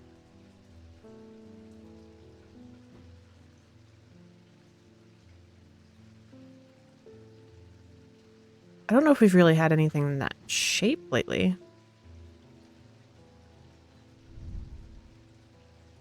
Because that doesn't make sense. But I think that was going to be the thing that we were going to give that girl one time. My elbow is very itchy. Okay. Is there anything else that looks Jupiter-esque? No. Okay, which makes me feel like we may need to figure this out first. Okay, I am buried with a Knight of Thorns. Let's go back to explore. Are there any symbols that could mean thorns? So there's some flowers here. There's a flower here. It's not this guy because we've been there. I mean, he kind of looks like the only other knight here. Well, no, I guess that guy. Maybe. Hi, Chris. Welcome me in. Oh, I just guessed. Okay, that worked. I guess, sure. We are still playing Strange Antiquities tonight, so if you don't want spoilers, this might not be one that you want to hang out in, or at least like heavily pay attention to. So disclaimer for you, Chris, just in case. But yeah, welcome in. Oh, The tomb of the Knight of Thorns resides alongside an ossuary filled with the unknown dead from the Battle of Sother Fell. It is an unpleasant place I do not plan to linger in. Happily, I'm able to find the item I came for without any difficulty, and I quickly leave and don't look back until I'm out in the bright of day once more. Ooh. Fancy. Okay, so this one looks like it's got all of the different elements. So that's water, that's fire. I think that one's air and then earth, but I might have those two backwards. The feeling of disquiet lances through my body. Don't love that. Nothing to remark on scent and sound. Rough and pitted. Oops, sorry. Punched you guys. My bad. Rough and pitted, smooth, engraved detailing. And stone and gold. Okay. So that's not at all what I thought we were going to get. In terms of for the loam. Yeah, we'll put you here.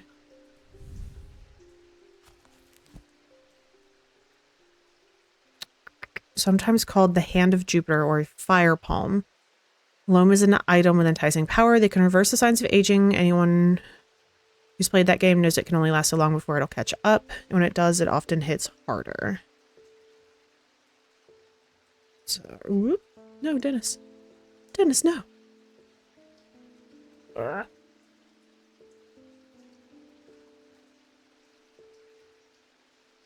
we go. Okay. I wanted to get my phone plugged in just in case I have another weird snafu. I can still have some way of seeing what you guys are saying.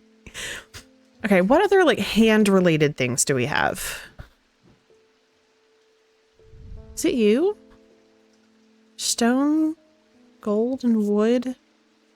It chills my blood to hold it. Nothing to remark. Cold, crisscrossed grooves. Maybe? This one feels like the ring is more important than anything, but like I guess this one kind of looks like the ring or the hand.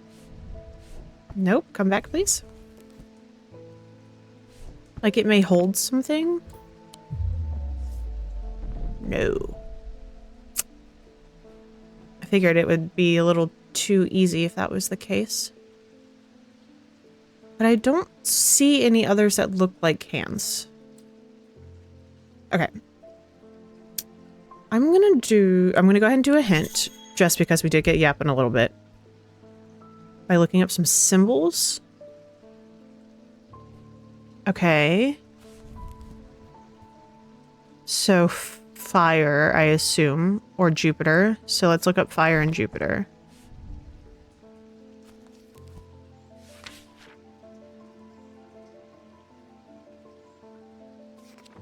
Fire. Okay, so up triangle. And Jupiter was the 4. Okay, anything that's got the triangle and a 4. I say a 4, but you know what I mean. That's got all of the...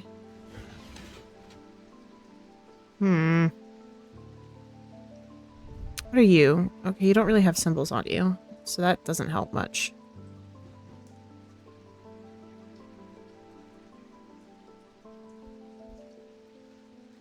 Oh, because that was fire and wax.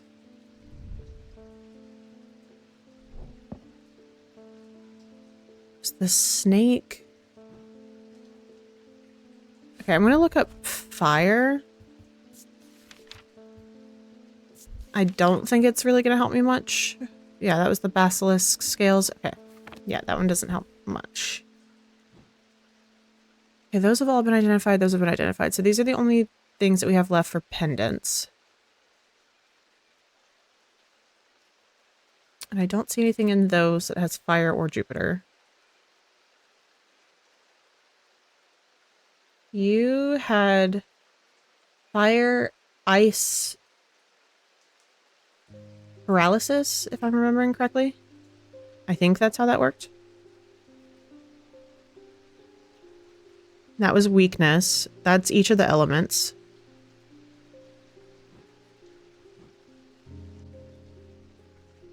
I fear we may not have what we need. Jupiter's connected to one of the planetary metals. Could that be a clue? Oh, you son of a bitch. Yes, it's connected to tin, and that looks like a hand, and then that would be fire. This item features a hand in its design. It's made of tin, a planetary metal associated with Jupiter. It also features a triangle symbol for fire. Okay. My brain did not want to wrap around that one at all. All right, so Cassander, the eyes of Cassander focus on the power of the mind, enabling those skilled enough to see the path or the paths ahead. These items do not produce a mentic field as one might expect, but rather the more mysterious selenic. Care should always be taken with any object of prophecy, and these are no different. Many have been seduced or driven mad by the paths shown to them and have been led to ruin. Okay. Goodbye, my friend. Have fun.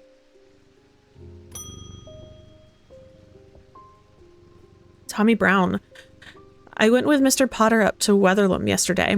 We found the tall stone easy enough and set about our work.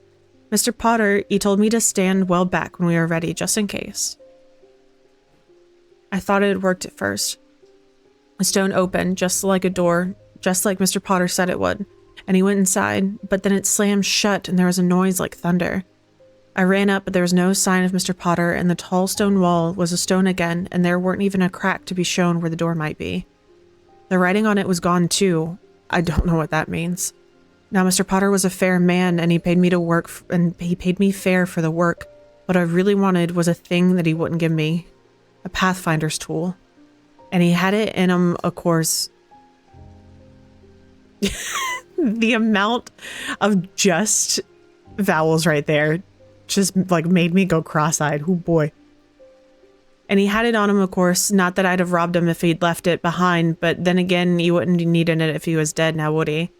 Anyway, I don't know its name, but I reckon you'll know it. It had an unnatural property, like it was floating on air. Said he could use it to find his way even in the fog.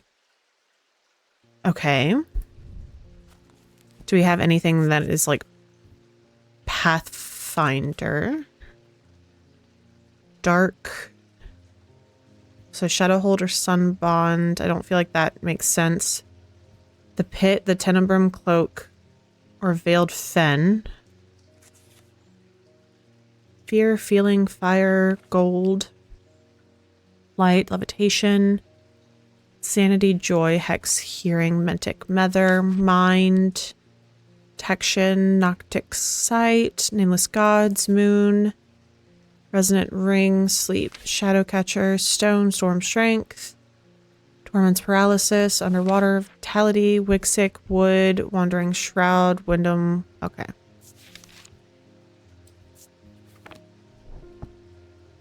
Okay, what did you call it? A Pathfinder's tool. Okay, I feel like normally whenever it's like, hey, you've got to figure out what this thing's called, it's something we've already found. We just have to make sure we're picking the correct thing.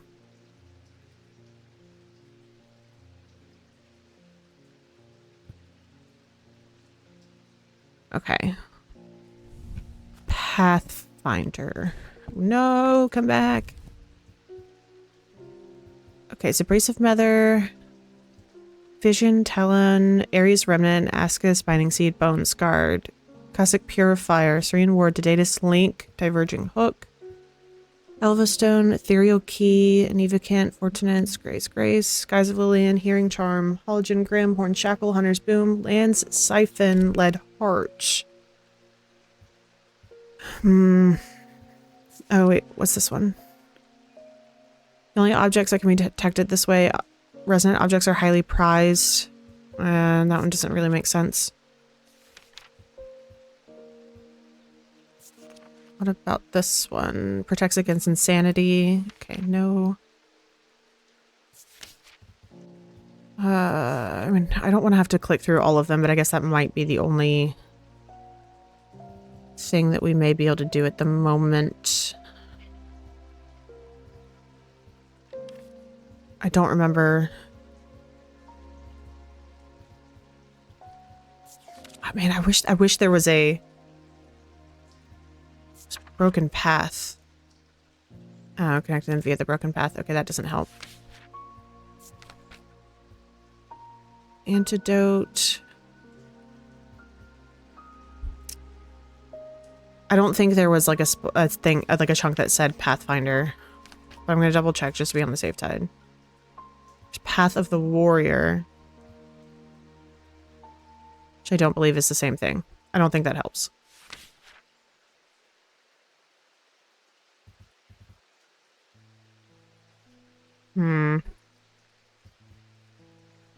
Shadowcatcher Sleep, Selenic.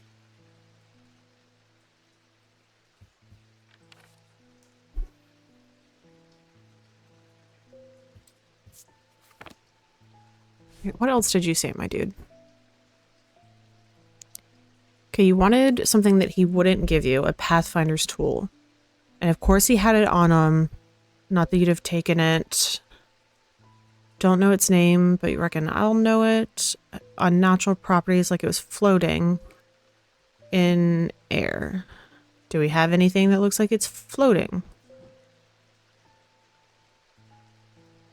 Ah. Ah. A Valant. This guy. What did you say? The holes in the Valant are roughly equal size spacing. They're used by adventurers to help them find their way. Curious spells can be felt with power. Okay. Yes. Yes. Yes. Yes. Yes. Yes. Here you go. Have that. Good luck. Have fun. Perfect. Okay. I should have locked in on that fact that it freaking floats earlier, sooner, whatever that word was supposed to be. Agnes Dent. There's been an unexpected death in the family. It hit all of us quite hard, but particularly my husband. I would like to gift him a heart chamber? What is this? There's a vast skull in the catacombs said to be that of the beast Glencathra. Holgar's followers believe that when he slew it, he trapped its soul along with its power in an item known as the Wraith Chamber. Heart chambers are based on this mythical object, but they have morphed over time into a way to keep those dear to us close to heart after death. So Holgar wielding his twin axes, Wolfsong and Fearbringer. So the vast skull in the catacombs said to be that of the beast. His followers believe that when he slayed it, he trapped it with the power known as a Wraith Chamber. Oh, is it this thing? Where is it? This guy? Because that's in the picture. We can try it. Hey! Yeah! It appears in the sketch of Holgar. It bears a sigil that resembles the Holgan Grim mask. Oh, cool. Oh, this thing. Yeah. That makes sense. So the Brigic Charm, a powerful item that offers hope in times of worry, protection in times of darkness, and wisdom in times of uncertainty. It wields the power of the Maiden, the Mother, and the Crone, the Wiccan triple goddess. Immediately, that one's gonna be... I immediately went to this one when it talked about the triple goddess. A Jupiter. Edmund Bishop. Did you ever work out what that Bishop Square thingy was? I suddenly remembered this note that I found some time ago, and it occurred to me that it might be related. Oh yes, tell me more. I almost threw it away, but it intrigued me, so I held on to it. I haven't a clue what it means. Blessings in spring, rising in autumn. Okay, so blessings. So what symbol is blessings? Is that a symbol that we have? Blessings. Yes? No? Maybe? Blessings. Okay, so the moon with the raindrops. And spring is the leaf, autumn's the basket. That makes complete sense. Okay, we're gonna go here, and then we want... Nope, not here. We want here, and then we want this. So, where is the moon? Yes. Was... Blessings in the spring? Blessings in the spring, rising in the autumn. So, yes, blessing in the spring. So we want to go there. The symbol on the map led me up the winding stair of the North Tower. The pendant's been carefully hidden, but knowing where to look means that it doesn't take me long, and I'm soon on my way back to the shop with a new trinket to add to our growing collection. Ooh. That looks like one of those, like, little massager ball things that you can, like, use on, like, the bottoms of your feet and whatnot. Okay, cool. So you're gonna go that way. Okay, it's wood, oak if I'm not mistaken, and bronze. Love that. Okay. Weathered, engraved symbol. And that spins freely. Nothing to remark. Nothing to remark. Okay. That doesn't make sense up here. Sure. Anybody? Thaddeus White. Something isn't right at the museum. I'm worried it's all my fault. I'd hope my brother would be back by now. I've had an idea, though. I'm no thaumaturge, but I think we can weaken it using a witherance. Oh dear me, this had better work. A witherance, you say? Witherance. Okay. A witherance is the inverse of a fortinance and sometimes put to more malicious use. These can be crafted from stone, like the fortinance, but wood is more commonly used. Okay, so let's go double check the fortinance. So it's more than likely going to be wood. Can enhance physical strength or restore strength that's been sapped.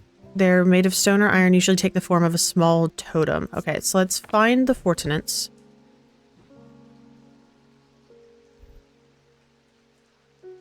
Elvastone, Bone Scarred, Truth Conduit. Okay, so this guy is the fortinance. Okay. This said weakness, and it's the opposite of strength. And it's made of wood. Sweet.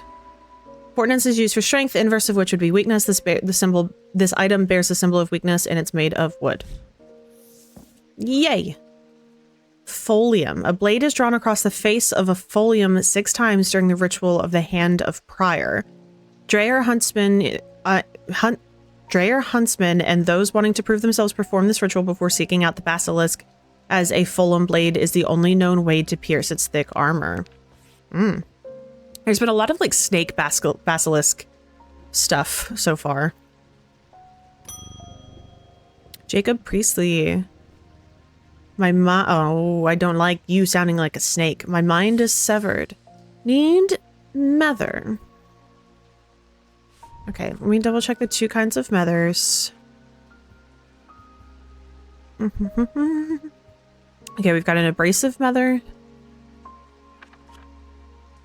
And a solemn mether. And a restful mether. This type of mether is used to purge unwanted memories, so that any procedure that can alter the mind should be used sparingly. They're typically used in communal ceremonies, easily be passed from person to person. Okay, and then solemn. Of the 3 types of mether, the solemn variety is considered the most powerful. It permits a drinker to forge pathways in the mind to recall that which has been forgotten or repair with that which has been broken. Okay, it will produce a noticeably stronger thaumic field than the other 2 types. Got it. Okay, so let's bring this down and bring this down. We're going to open this. You can go over here for now. Okay, and we need thaumic is just general. Okay, so you've got...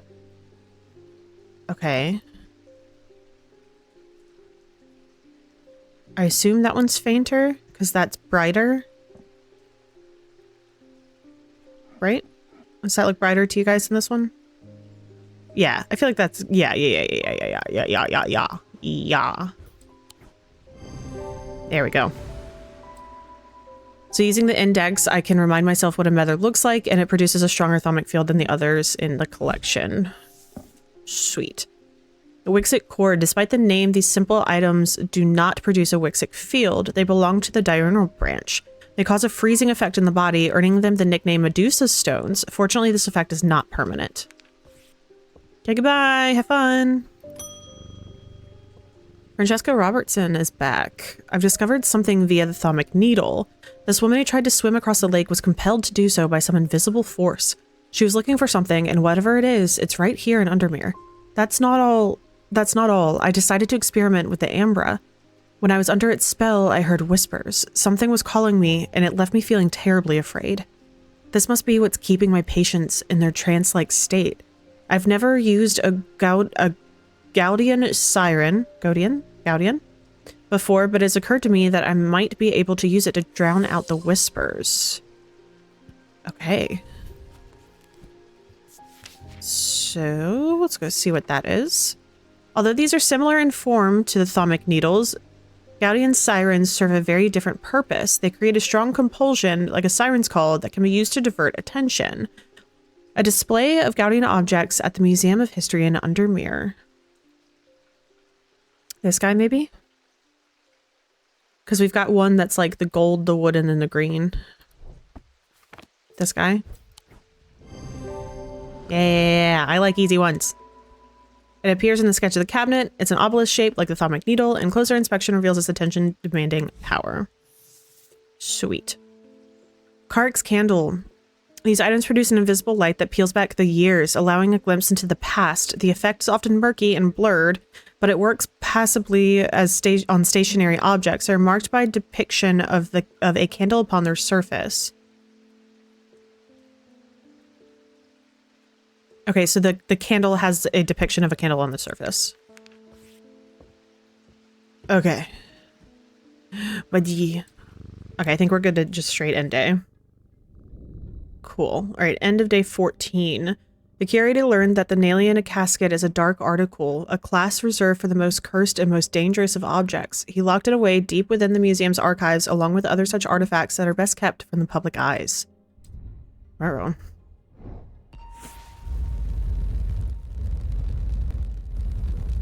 An axe? Uh-oh.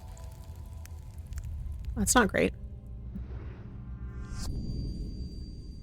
I am under the barn where the axe meets the tree. Okay. Okay, is there a barn here?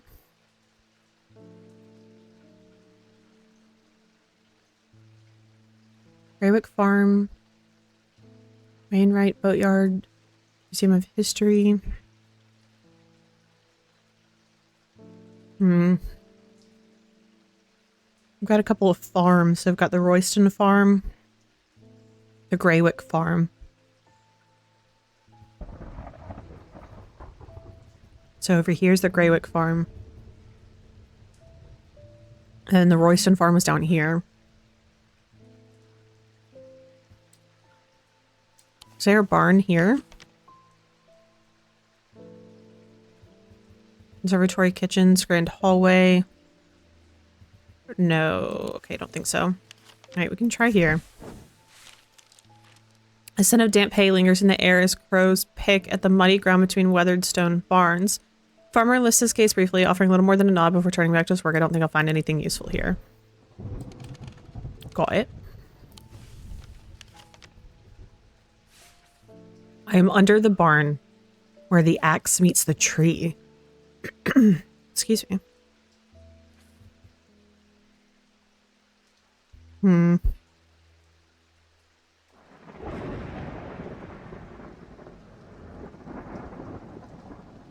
we have anything that, like, a woodcutter's lane? Just the boatyard. Under the barn where the axe meets the tree?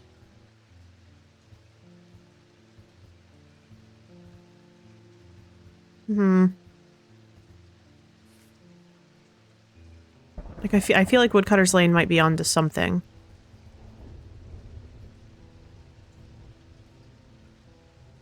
What's here? We're gonna see what's here. Okay, cool. To the side of the house sits a dilapidated barn. The stench of manure is overpowering. There's no sign of an owner, so I search carefully, not sure exactly what I'm looking for. Suddenly, I spy a flash of blue. A bottle. This is it. A bottle. With what looks like almost a evil eye on it. A bottle. Go over there. Hi, buddy. Alright, Simone Green. Good morning. Yes, and to you too, Jupiter. I'm getting more concerned about my mother. Hearing about that poor lady who drowned frightened me. But she'll turn up. She always does. I've had another breakthrough. This time I'm certain it's a clue that leads to another hidden part of Strange Antiquities. Give. Gib. From the individual, a stone for dark purposes. From the celestial, a stone of the earth. And from the diurnal, a stone of death. Okay. I'm going to take a picture of this real quick so I don't have to keep going back and forth from paper to paper to paper. Pink. Okay. Cool. So we're going to look at this. Lies. We're going to look at this one first. So diurnal. Okay, so individual first. So we're looking for Mentic or Wixic.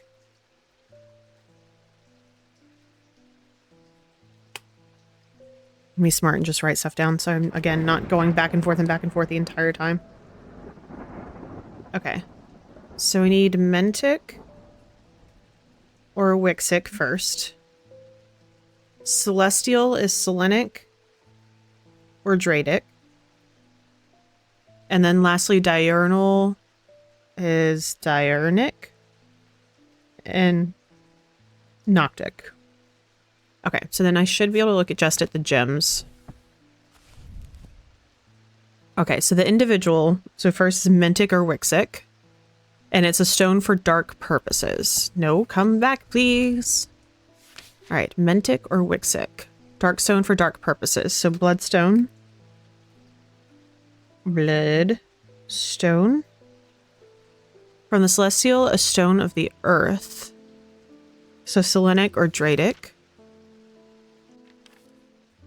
Stone of water, stone of the earth, and it's Dradic. Perfect. So jade.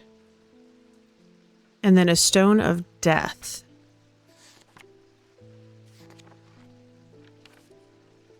Stone of death and decay, and it's agnostic. It sure is. So Vivianite. Vivianite. Perf. Okay, cool. So I assume that's these three here. So does this... Are you jade? A green gemstone. Okay, I think this might be jade, so we're going to put that second. Bloodstone, I think, was this guy. I'm pretty sure that was bloodstone, so we'll put that first. And then Vivianite. Vivianite. I remember we had one that had it. Oh, what were you, though?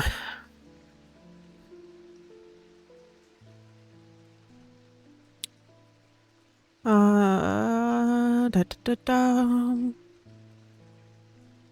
course, now I don't remember. Those are amethysts. Oh, it was you. You. Come back. Secrets!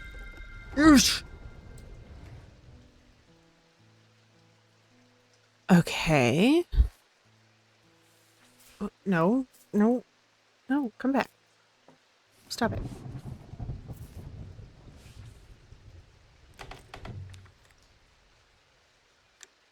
What do you do? I don't know. Okay, what if I change you to half and half? What do you do? Perf. Okay, so then I want this, and this.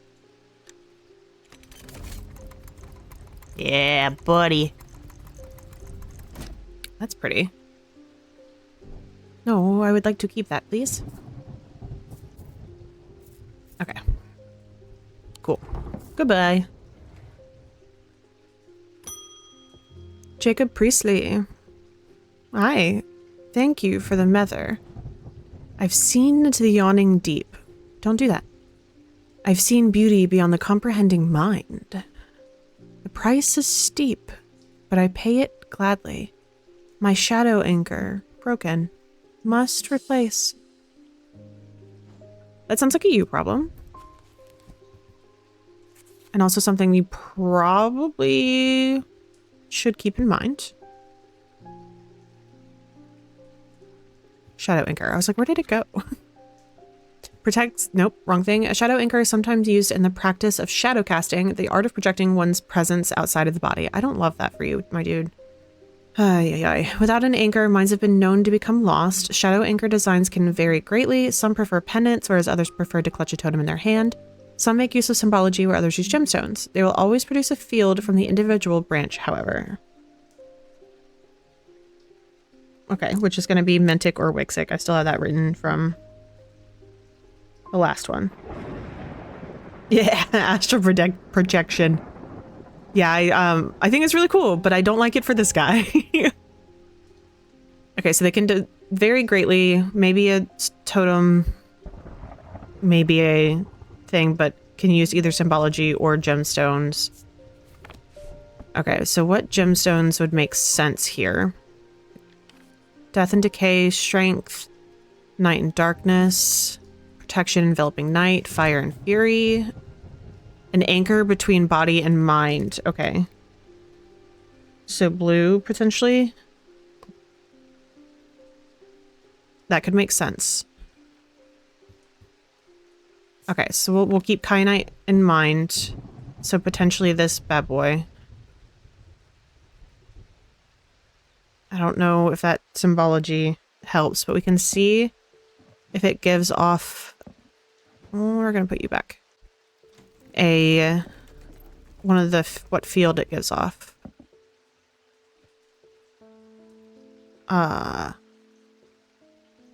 Okay, it gives off like a... no. Yes, no... come back! Open, please. Okay, and it said it's going to be from the individual, so it's going to be either a Mentic or Wixic, which is going to be this, and this. Okay, so that one does give off Mentic. Okay, so let's do this. Yay! Okay, so the kyanite gemstone points to the fact that this item anchors the mind. It produces a Mentic field from the individual branch. Hell yeah. A Nephragont. Ugh. These were once worn by the necromancers of the Five Gnolls who used them in the rituals of resurrection. Their power became bound to them such that if they were to remove them, even after death, the Nephracant would crumble to dust. Today their power is much diminished, but they can be used to draw out infections. However, they will cause Braxis if held against bearskin for long periods of time. Delightful. Audrey Bell. You have shown yourself to be a useful ally in these worrisome times. I didn't want to be.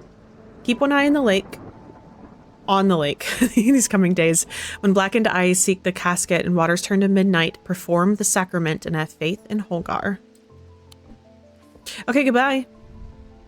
The sacrament is a baptism ceremony in which one's life is pledged to the warrior god Holgar. It's performed by a blood priest within a stone circle. In spring, a charm of green growth. In summer, a pendant of the yellow sun. In autumn, an instrument of the red night. In winter, a totem of blue fire. Interesting. Okay, you've got a check mark, so you can go. Okay, David! I'm afraid this letter was sorted incorrectly and has ended up doing a round trip to Kendall and back. Better late than never. Oh, let's hope it wasn't time sensitive.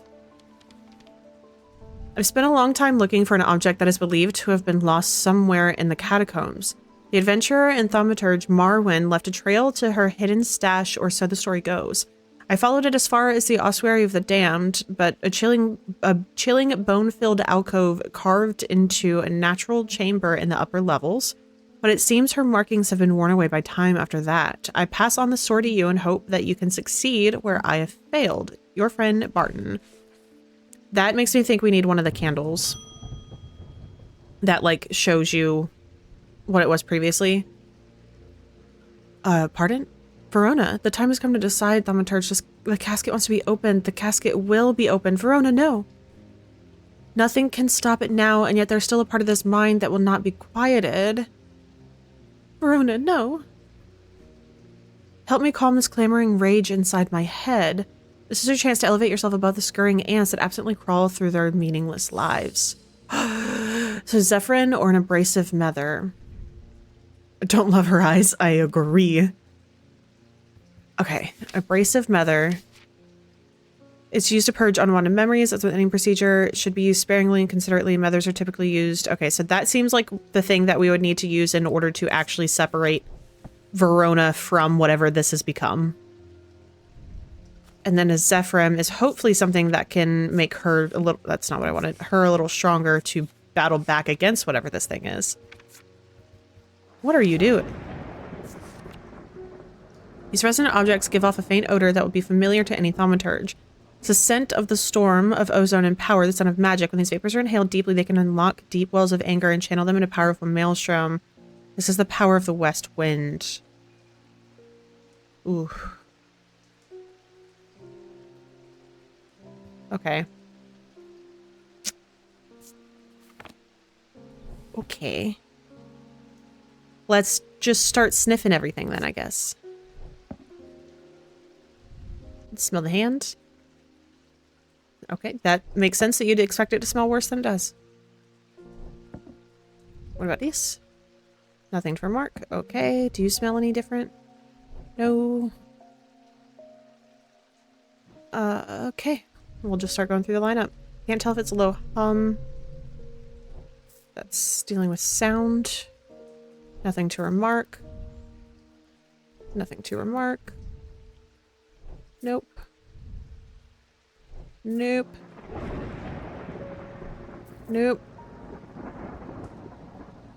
This feels weird. That like it would be, I don't feel like it would be a necklace, but just because I'm like, why would a necklace have a scent? But crazier things have happened, I guess. Nothing to remark. What about you? Yeah. Should be this bad boy. Okay. Let's double check that that's what we want to do. Hold on. Okay.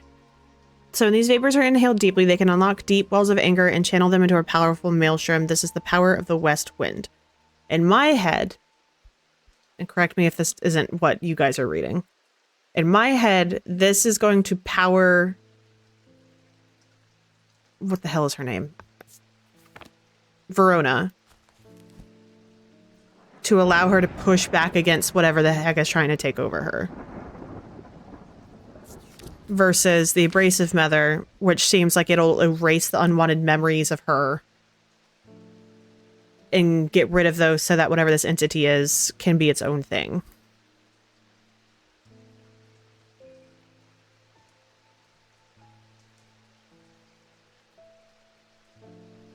Let me reread what they said real quick. To calm the clamoring rage in their head. So if we don't calm it and we boost it. Okay. Yeah. Yes. We want to boost it. Hopefully. Oh, God. All right. A gris. For the ritual of the broken path, a gris is heated slowly over flame to have full effect. It must be held in an ungloved hand until the ritual is complete. Oh my God, no matter how hot it gets. The ritual should not be performed by those who have not studied the Wixic art. It's common to suffer burns, but when done correctly, it should not be painful. Okay, buddy. Good job, bud. Okay, but the problem with storing powerful dark artifacts is that slowly, inevitably, the darkness seeps out.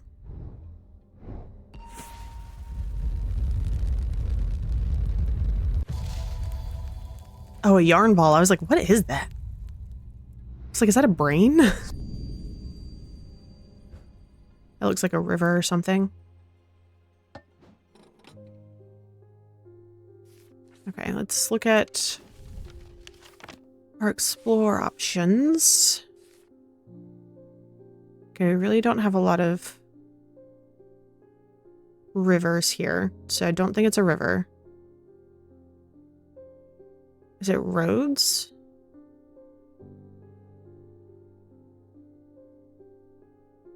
That doesn't match up. What about here?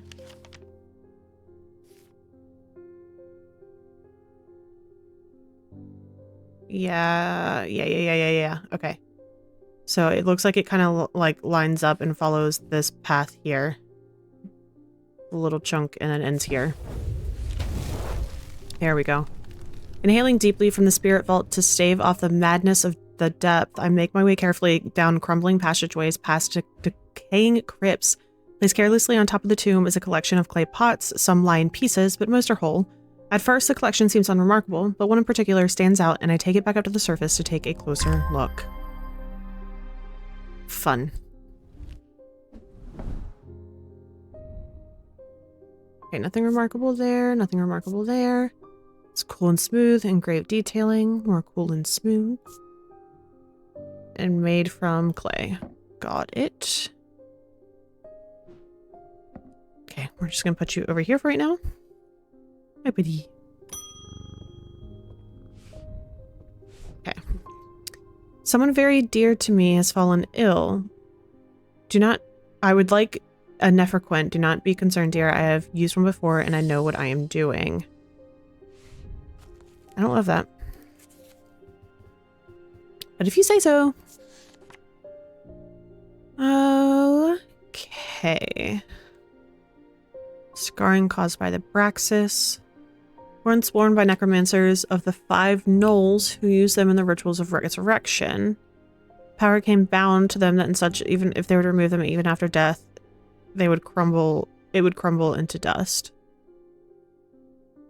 Today their power is much diminished. Or they were called Braxis if held against the skin for long periods of time. Okay, so resurrection. Is there anything else? No.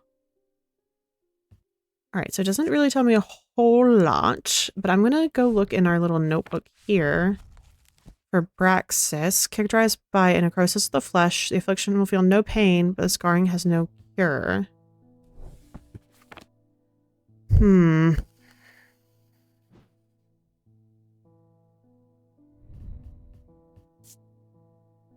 Hard but smooth, textured. Cool and smooth, rough.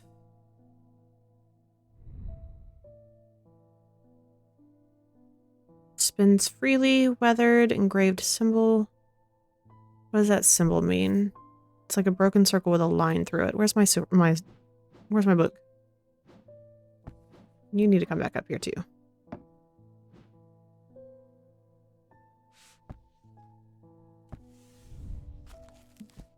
Alright. Looked like a broken circle with a line.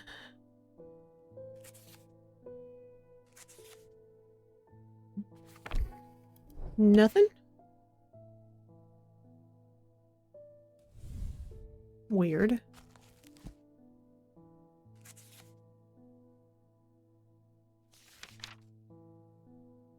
It was like a top and bottom to the circle.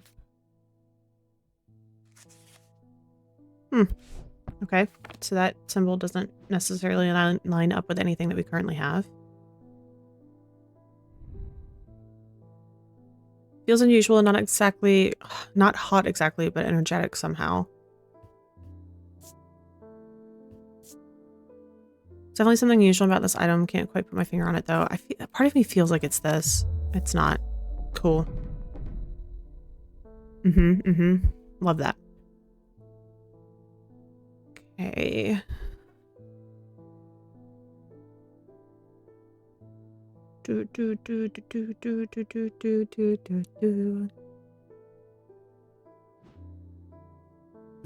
Alright, what have anything else?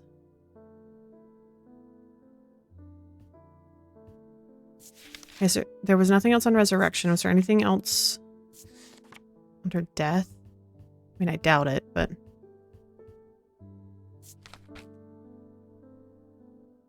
Yeah, nothing really in those pictures that help.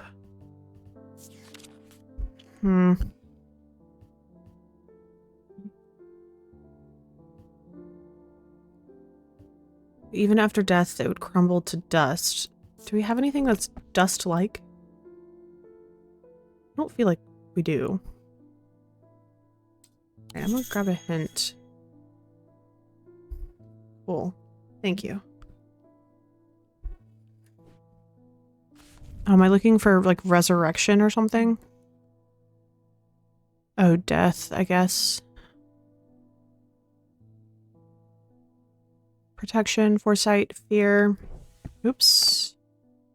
Okay, does anything have the death symbol on it?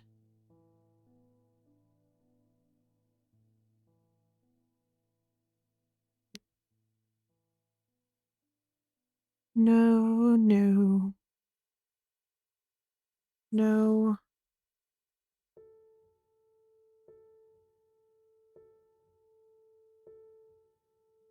No.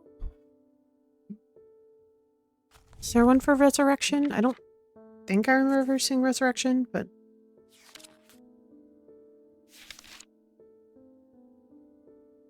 Rebirth? The spiral?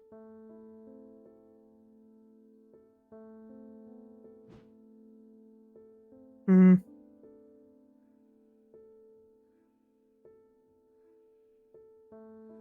Is it this? Oh, because he... Yeah. Okay. Okay. Yeah, the item here, the ring, it's a wearable item. It's got the spinnies for rebirth. It's attached to a hand that's scarred by Braxis. The spiral design, yep, for rebirth or resurrection. Perf. So Dread Vivian. The Dread Vivian is the only way to handle some of the more dangerous artifacts. It can siphon power away from oneself for a time. The power rising up off the Dread Vivian is subtle but noticeably invigorating. These objects represent the balance of life and death and good and evil, of hope and despair. Goodbye. Good luck, I guess. Okay, Franklin Underhill. Please do pay us a visit. We have some items we're confident will be of interest to you. Okay. The Twinnings, artisan of the wood, iron, and clay, 2 Market Avenue. Market Avenue. Twinnings. The man who dropped off the card introduced himself as the owner of the Twinnings, an unusual, sprawling series of grotto-like rooms filled with handcrafted carpentry, ironmongery, and pottery. He leads me past wooden chairs and strange iron contraptions to a room unlike the others. This one's filled with small trinkets, ornaments, a jar of various sizes containing ominous-looking liquids and organic materials. I know it might not look like much, but there are some items of value among the junk here, says the man. Take your time and let me know if you find anything interesting. 2 hours later, and I've indeed unearthed something very interesting that I'm keen to take back to the shop for further investigation. Ooh, that's a bloodstone and a Vivinite. I'm leaving the Twinnings with my haul when a man shouts at me from across the street. As I look around, annoyed, I notice to my horror that the man's eyes are as black as coal. He rushes towards me and I stumble backwards, fumbling with the strap of my satchel as I try to grab an item to stop him. A Wixit cord? Oh, Jesus. Yikes. Okay, despite the name, simple-looking items do not produce a Wixit field. They belong to the diurnal branch. Okay. Diurnal, which was diurnic or noctic. They cause a freezing effect in the body, earning them the nickname Medusa Stones. Fortunately, this effect is not permanent. Ugh. Okay. Okay. Okay, if I touch these, it cold, hard, and cool. Chalky black residue. Hard and cool, engraved, that's warm. Oh, Lord.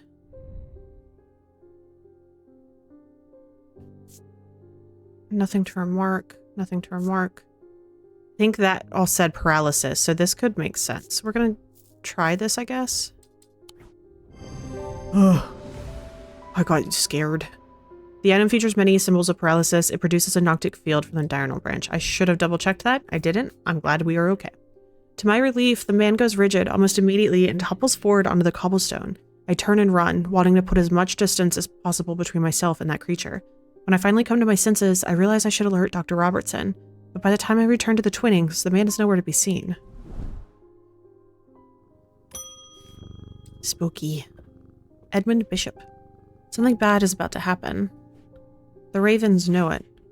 My grandfather once taught me how to use a Cassander to see into the paths ahead, but I saw what it did to him and vowed never to touch one again after he died. But the gnawing worry of what is coming has become too much for me. Okay. The eyes of Cassander focus on the power of the mind. Oh my god, my nose is so itchy. Ay, ay, ay. The power of the mind, enabling those skilled enough to see the path or paths ahead. These items do not produce a mentic field, as one might expect, but rather more mysterious selenic. Care should always be taken with any object of prophecy, and these are no different. Many have been seduced or driven mad by the paths shown to them and have been led to ruin. Okay, focus on the power of the mind, and it's a selenic field. Okay, and it's like a bunch of like diverging paths. Does anything seem like it would be a bunch of diverging paths? Not necessarily. Okay, I'm going to bring you down, and then I'm going to bring you down so I can see what... Whoops. Whoops. I want to see what selenic looked like. Nope.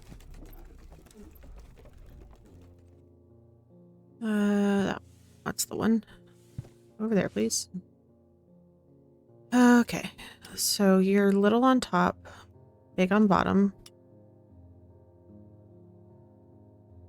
Yep, okay, so you're like the DNA crisscross. Got it. Okay. That's fine. Just shoot, go over there. Okay, not you. Not you. Possibly.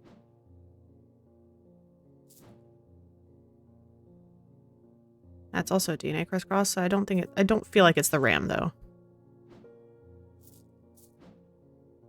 Nope. Nope. The moon? Maybe. Did we do the little hand? Either way, it's not the little hand.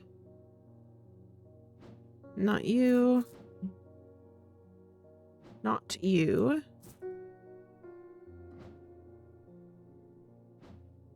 Nope.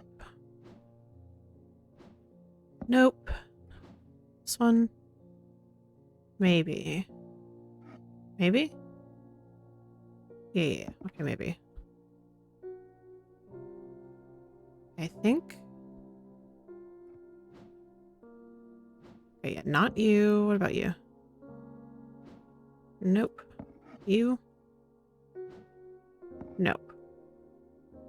And? No. Okay. I'm gonna bring this with me. Yep, okay. So they focus on power of the mind, enabling those skilled enough to see the path or paths ahead. They don't produce a mentic field. I'm gonna double check what these stones may be real quick while I'm thinking about that. So they're both green. Earth and Nature, Fourth Eye, Stone of Sight. That looks more like jade. This one, I think it's this one. No, come back. Hell yeah. The item features 2 malachite gemstones, Stones of Sight or Eyes, and it produces a selenic field. Perf. Weaving Edge. The Weaving Edge is used to enter the Red Knight, a bloodthirsty state of mind. Tradition dictates that the handles shown should be made from the wood of a great oak. Okay, so let's put you back, and we'll put you back. And you can also go back. And same with you guys.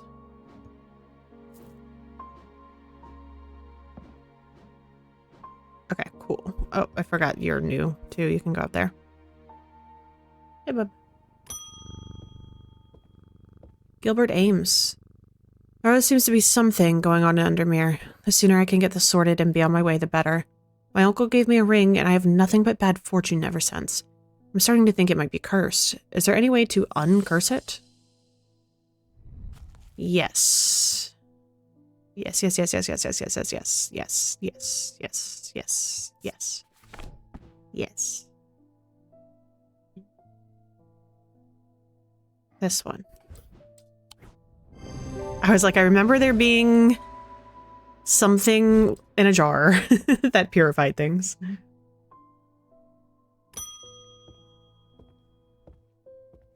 Lavinia Hawthorne. Okay. I've been researching ancient customs, particularly those relating to thaumaturgy, and I'm fascinated by the use of objects in ritual ceremonies. If you're able to get your hands on a gris, I'd be very interested in studying it further. A gris. What is a gris? For the ritual of the broken path, a gris is heated slowly over flame. To have full effect, it must be held with an ungloved hand. Okay, no matter how hot it gets, I remember that. The ritual should not be performed by those who have not studied the Wixic art. It is common to suffer burns, but when done correctly, it should not be painful. Okay, so let's look at the broken path. So let's look at the Talon. The League of the Emphysean Heart uses these items as part of a grim initiation rite. They guard their secrets closely, but it's said that they worship an ancient nameless god, communing with them via the broken path. Acolytes press the tip of a talon hard against their cheekbone to the point of drawing blood. They perform this act for 49 days, 7 sevens, after which the scar will forever mark them. An initiate of the League of Emphysean Heart. Okay, I don't necessarily see anything else in the picture that could be helpful there. Where is it? Broken Path, the Gris. Okay, so potentially gives off Wixic.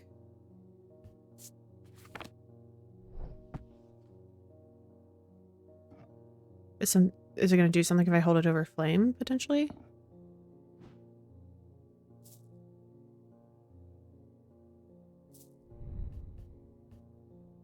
Feels unusual, not hot, but energetic somehow. Like, part of me feels like it's going to do something different, but it may not, honestly.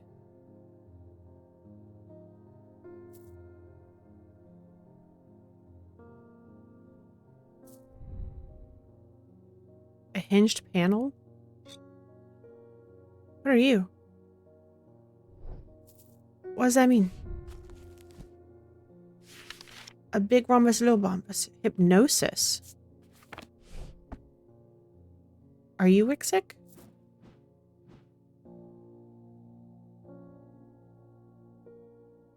Okay. I don't remember what that one was, though. Come with me. Nope. Too far. Okay, so Wixic is little. This one. You're up 1. Yes. Yeah, okay, so Wixic is the big wavies. Okay, so don't think it's that one then. Okay, put you back.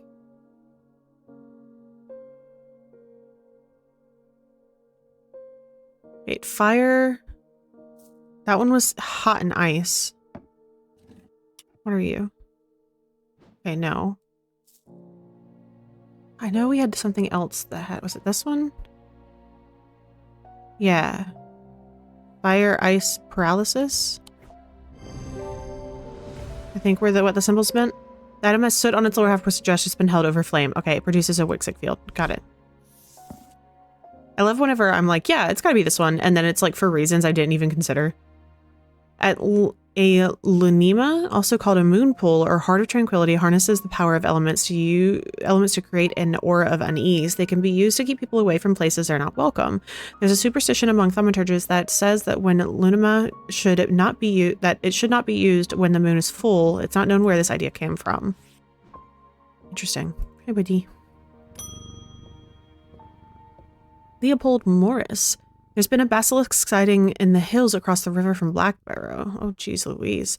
I wouldn't say I'm a brave man, but I have a duty to protect my livestock in my village. Better me than a younger man with his life ahead of him. Come to prepare my sword. Yes. Yes, yes, yes, yes, yes, yes, yes. Yes.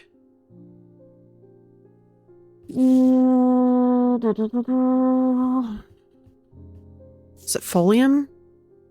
Blades drawn across the face of folium 6 times during the ritual of the hand of prior. Dragon huntsmen and those wanting to prove themselves perform this ritual before seeking out the basilisk. Yes, so folium.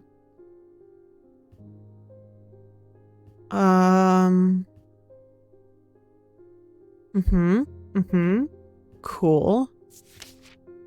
Okay, hand of prior only has folium. Folium blade.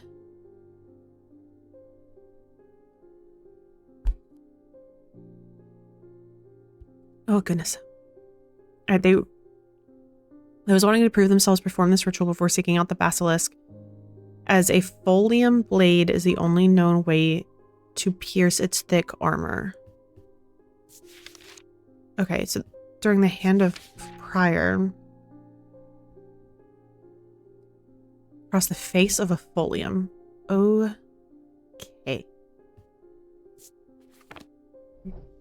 Across the face of a folium.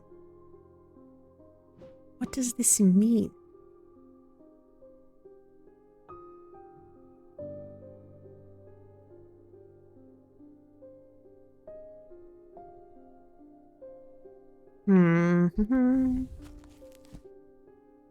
Okay, because that's the sword going into a basilisk.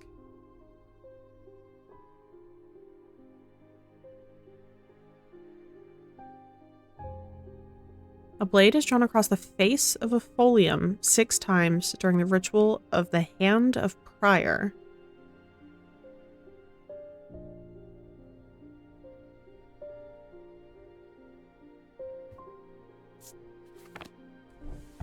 This one feels like one of the more vague ones that we've seen so far.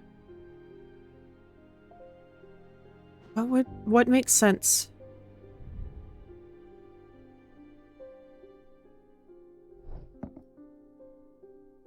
For something to have a face into a hand. Okay. Should look up the term basilisk.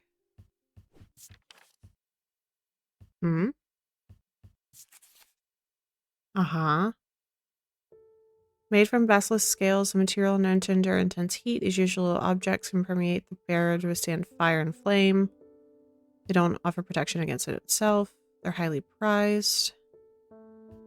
Yeah, I don't super think that helps me because I was at least able to remember folium already. Looking for something that looks like it might have had a blade drawn across it several times. Oh, is it this with the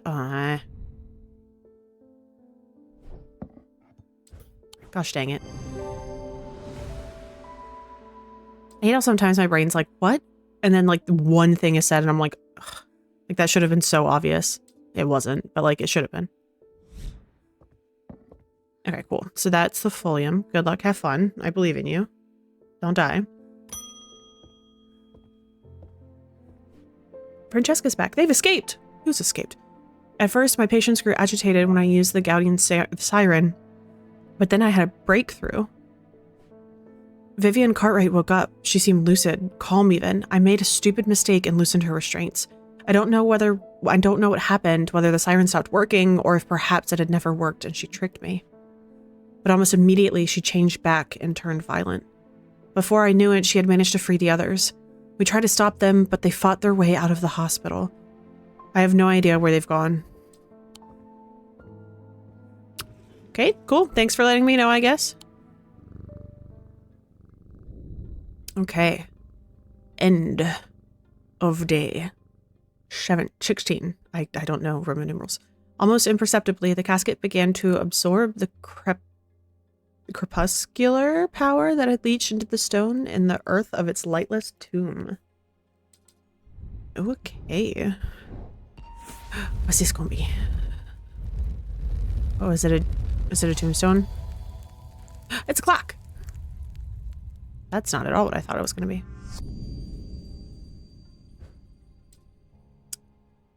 Okay.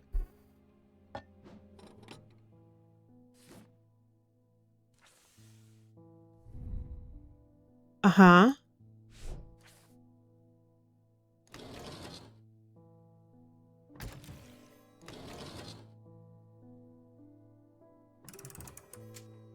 Okay, so I want skinny boy down, holy boy that way, long boy that way.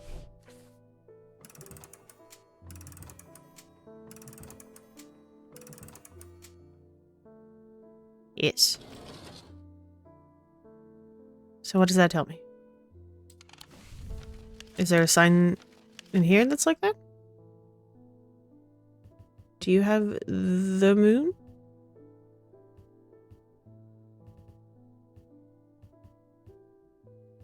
No. No, you do not. So what do you mean? Okay. And here? There a half moon? There is. Ha ha ha ha ha ha. Ha ha ha ha. The air is stifling in the darkness, and the claustrophobia of the tunnels almost overwhelms me, but I press on. I remind myself that there are a few who venture down here, which means the chances of an interesting find are higher. It doesn't take long for my search to bear fruit. A dagger. Ching ching ching ching ching. Ha ha. Daddy's white. Welcome back, bud. The witherance was a terrible idea. You did it. I've only gone and made things worse. I wish Eli was back. He'd know what to do. Some years ago now, a friend brought an item to me, a black casket, and I learned that it was a dark article. Should have brought it to Eli right then and there, but I knew he would want to destroy it. I'm a collector of things. It seemed too important to allow to be destroyed, but I see now how naive it was. This casket is far more dangerous than anything I've come across before, and now I hear they are looking for it with their black eyes. Either I need to keep them out of the museum or bring the casket here to Strange Antiquities to hide it in one of its secret places. I don't love the idea of you bringing it here. So Dread Viviant or Lunima. Okay. Also called a moon pool, heart of tranquility, harness the power of the elements to create an aura of unease. Used to keep people away from places they're not welcome.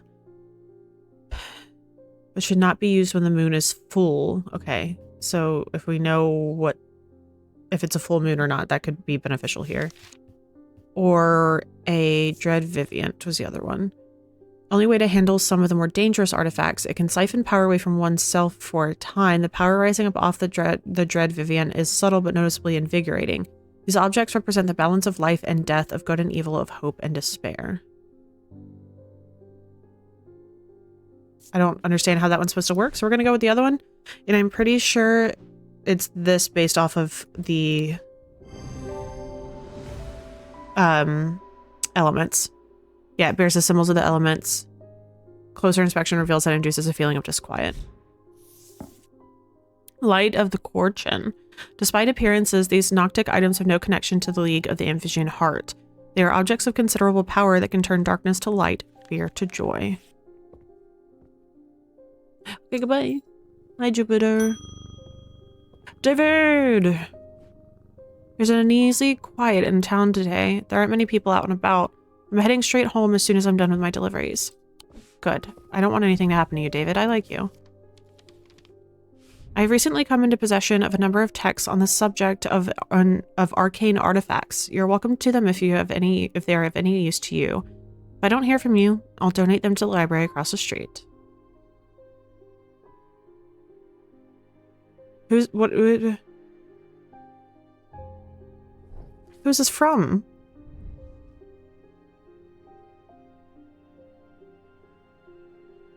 It's not signed from anybody.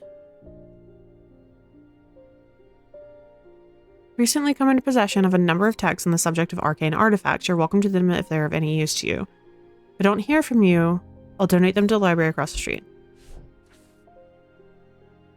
Who the heck is this?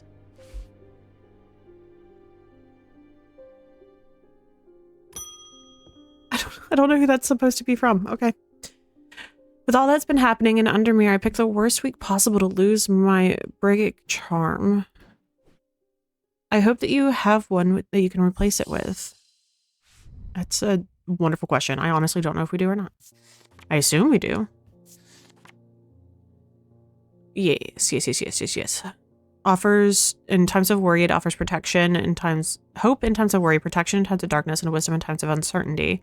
Wields the power of the maiden, the mother, and the crone. It's the Wiccan triple goddess. Okay, so hope, protection, and wisdom.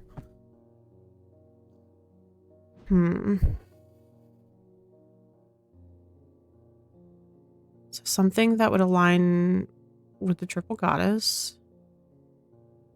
Hope. Protection.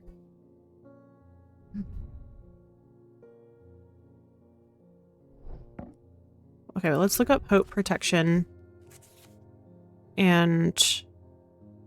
Okay, so protection is the doubles.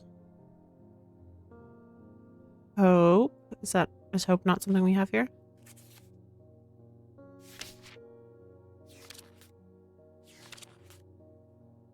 No. Okay, that's the triple goddess. Okay, so if it has potentially the triple goddess symbol on it, and then potentially... Okay, ooh, this is the triple goddess. What about... Okay, so the green gemstones. Which I think this one is going to be the jade. It's earth and nature. Okay, we're gonna do that one. This feels correct. Yeah, there we go. Heck yeah, man. Yeah, so it just resembles the triple goddess symbol. Okay, an argil, a vessel of the earth used in various Dradic rituals. Super simple. Okay. So I don't know who this is from.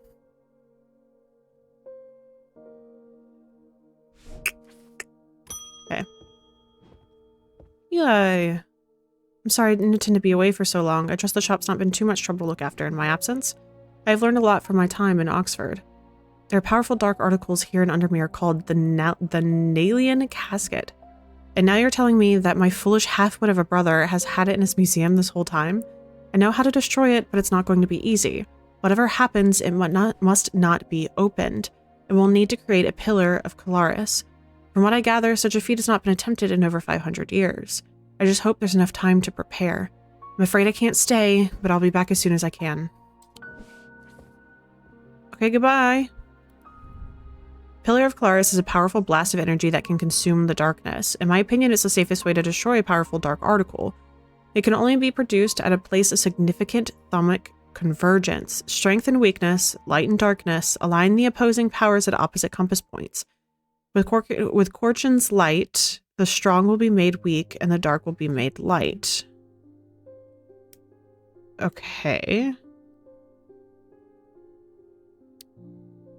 Strength and weakness, light and darkness. Strength, weakness, light, and darkness. Okay. Love that for us. Isabel Stowe. Hi. I've had my energy drained by some disturbing evil power. For days now I felt tired and frail, and then today I found something that horrified me. Beneath my bed, I discovered a carved wooden effigy with a strange symbol painted upon it. I don't know who's done this to me, but all I want for now is to lift this feeling of weakness. What was it? Isn't it this? That was the strength. Yeah. Goodbye. Have a good time.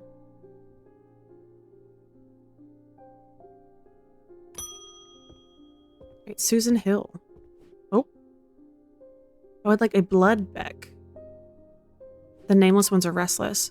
I'm ready to hear their voices. That sounds terrible. A blood beck. Is that's what she said, right?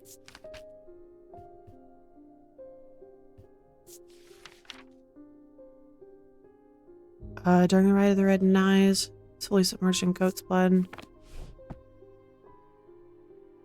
Okay, maybe I need to go figure out who this is. Who this be? I'm being a little bit more liberal with clues since we're nearing end of stream. Not much going on here. Maybe you could have a suitable symbol. Wait, what did that say?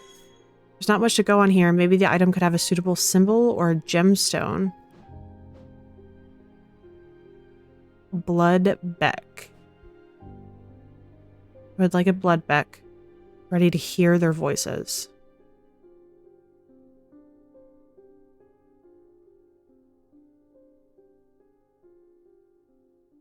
Huh.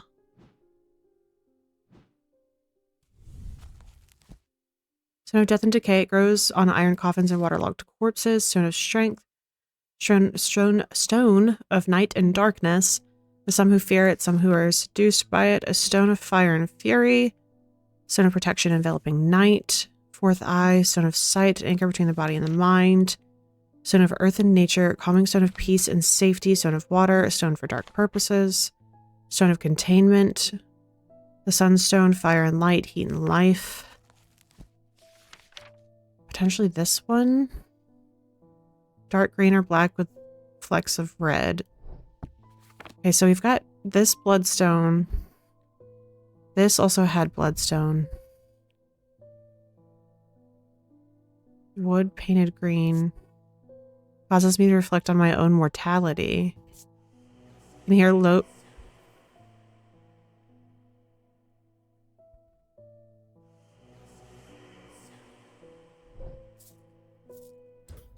Okay, you can have it. I don't want it. Take it away. The design of the item in the Vivianite gemstone suggests a connection to death. Closer inspection reveals the whispers within. Ugh. These used to call on the guile of wisdom and the goddess Korchin. She is a goddess of the earth, creation, and rebirth. It is maintained by some that these are not objects of power, but they exude an imposing aura that's hard to explain. Oof. Okay. Thaddeus runs along the dark corridor, his eyes wide with terror. He clutches the largest remaining shard of the shattered lunema in his hand. He only has one thought in his head. He must not allow his pursuers to reach the casket. He will draw them to the armory. It's his only hope. His heart sinks as he rounds the corner. No. 3 more black-eyed assailants are coming from the other direction. He's trapped. His final thoughts are consumed by fear. There's nothing stopping them now. The casket will be opened, and it's all his fault. It festered and pulsated until it could no longer be contained. Some part of it reached out from the darkness, creating eyes so that it might find itself and hands so that it might open itself. The casket wanted to be opened. Did I just end that day prematurely? Was I supposed to do the other stuff before I ended that day?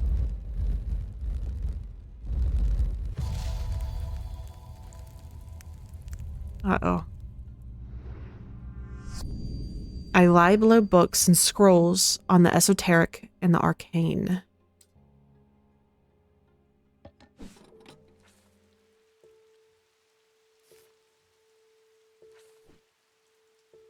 How many more days are there? Oh my god. Oh, I have a growing fear deep within me. I cannot let it take hold. Okay. Okay, I thought we were on our last day, but I guess we may not be.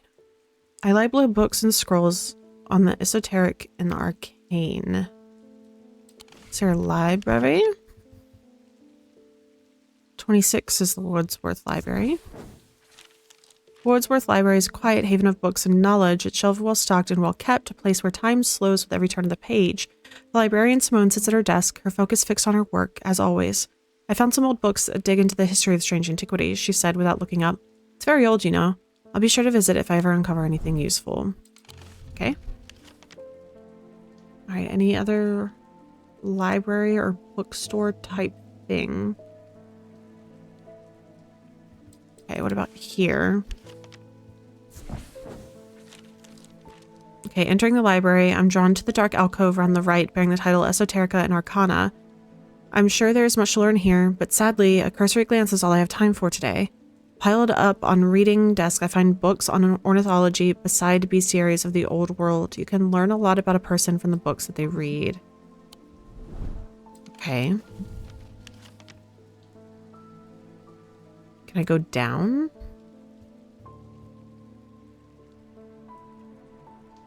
Okay, so that's here. And they'd be here. Somewhere.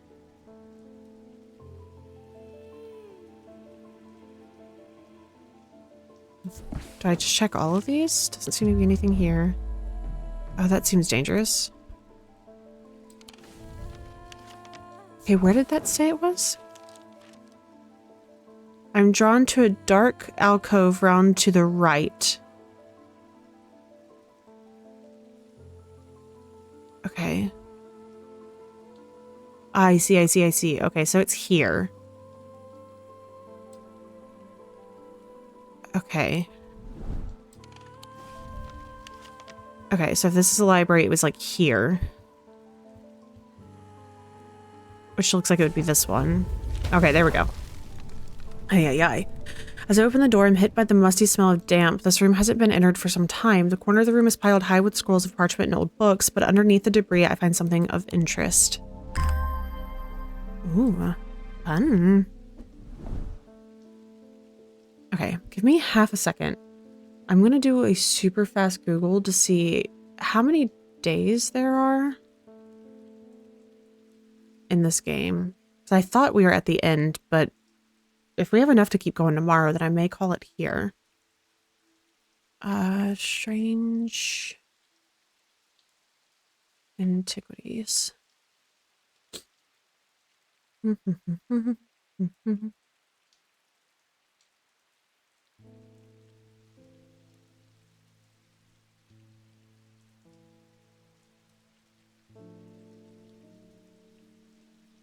Come on.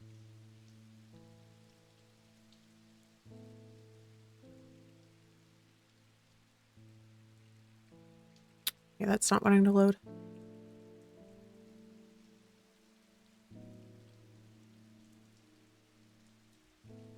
Zoom.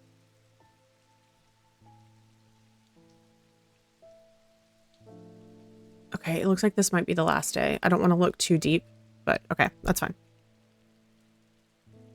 Okay, so we've got this cool thing now. So we'll put it over there. Hi, buddy. All right, Eli, hello. Museum was ransacked last night. I was looking for my brother, but he's nowhere to be found. The good news is that they didn't find what they were looking for. Moved the casket myself and hid it here in one of Strange Antiquities' vaults. It's safe for now, but we can't leave it for long. I have more to prepare, but I've left instructions on how to access the vault in the desk drawer. Okay.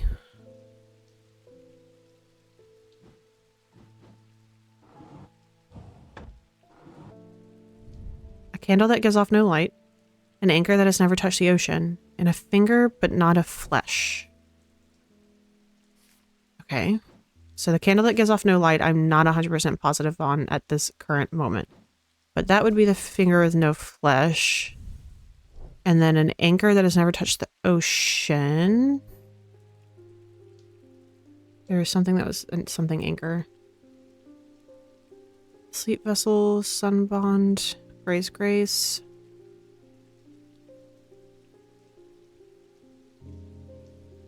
Where are you? I don't remember what you were.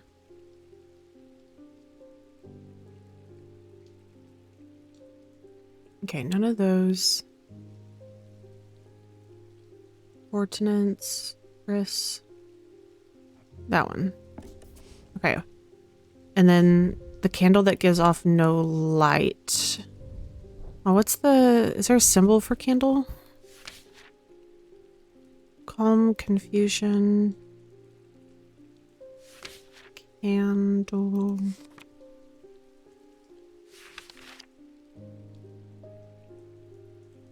Okay, not necessarily anything for candle. Wait. Would it be flame and wax stacked? Is that candle? That makes sense.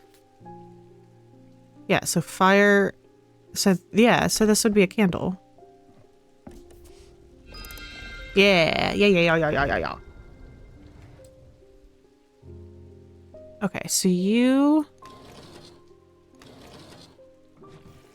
are... One more? Yes, what time are you? And 2. Sweet. Another box. Okay, we leave. You can go away. Okay, we have a dagger and a box. Nothing to remark. Complex feeling comes over me. It is both horrifying and yet compelling. Rough. Gold and black and wood. Okay, so that's the coffin, right? If I'm remembering, if I understood what he said correctly. Okay, the lake has turned black. As omens say, it's probably bad. I'd say that one's probably a bad one. The mail won't deliver itself. Thanks, David. Found this note in an old writing desk up at Gleeston Castle. I expect it will mean more to you. Fear in autumn, rising in winter. It feels all too prescient that we hurtle toward winter in a terrible, unknowable fate. Okay, so fear in autumn, rising in winter. Fear. Fear. Got it. Explore. Where's my little thing? Okay, fear in autumn.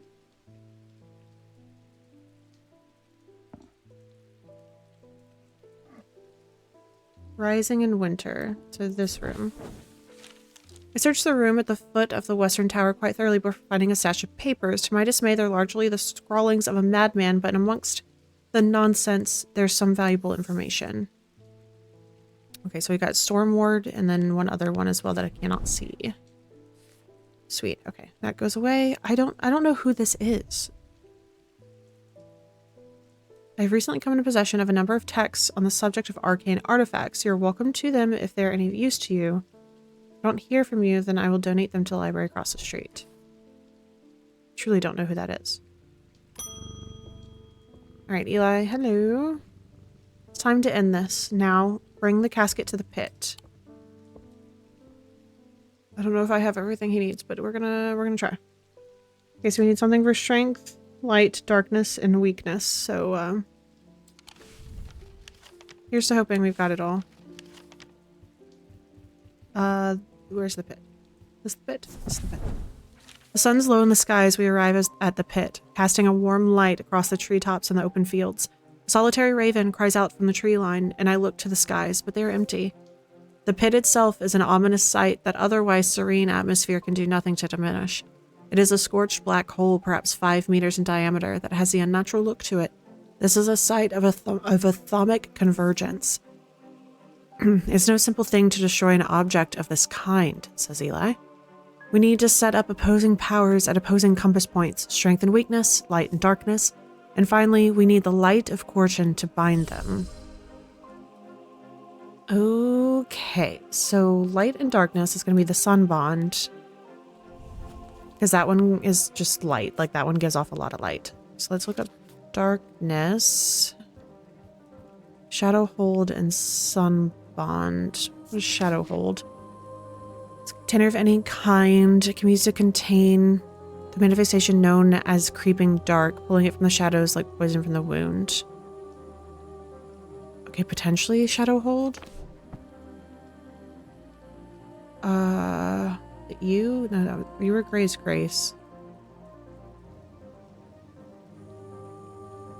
I'm worried about getting this wrong. What is shadow hold?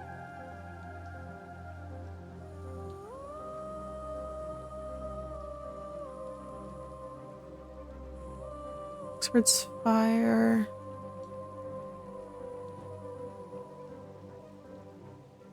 Yes.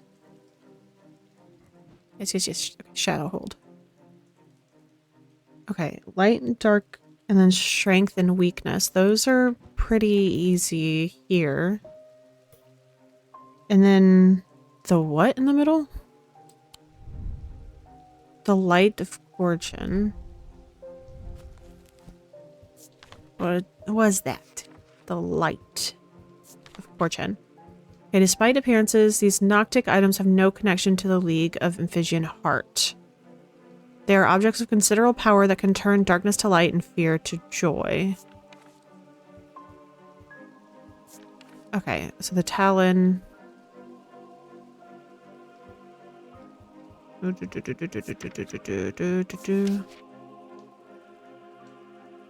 These Noctic items have no connection to the Amphibian Heart. The League of the Amphibian Heart used these items as part of its Grim initiation rite. They guard their secrets closely. The name, okay, the Broken Path. Gris. Okay, that's not super helpful at the moment.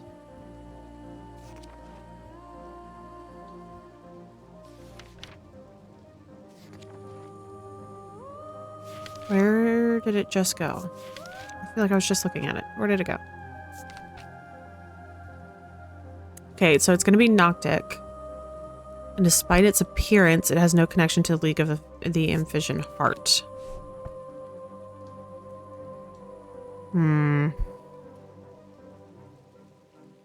Okay, so it's going to be something that we don't have. Okay, what's something that the League of Amphibian Heart used? Let me look at what that looks like. Okay, so Amphibian Talon, what were you? This. Was it you? That doesn't make sense. Why would you be the light of something? You have anything that looks like 2 fingers? Hi, cat. Welcome on in.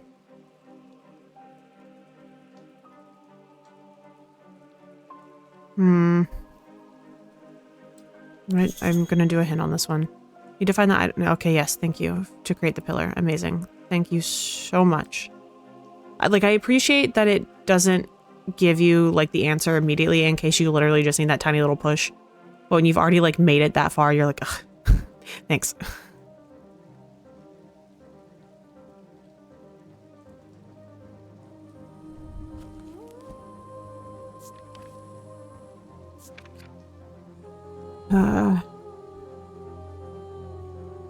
There are objects of considerable power that can turn darkness to light and fear to joy. Okay, I guess I will start with just looking at what's Noctic and what's not. So I need this book. Nope, come back, please. Okay, so Noctic is this one, this one, this one. No, this one. Okay, so Noctic is swirlies. Okay. This way, please. Not swirlies. Okay, so it's not you. Not you. Not you. You. Not you. Not you. Okay, I need the swirlies. Okay, so it's nothing over there. The box is technically Noctic, but I think the box...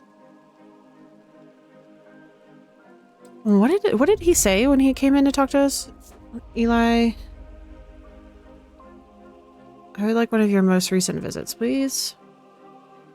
Okay. Move the casket myself, hid in one of the vaults. It's safe for now, you can't leave.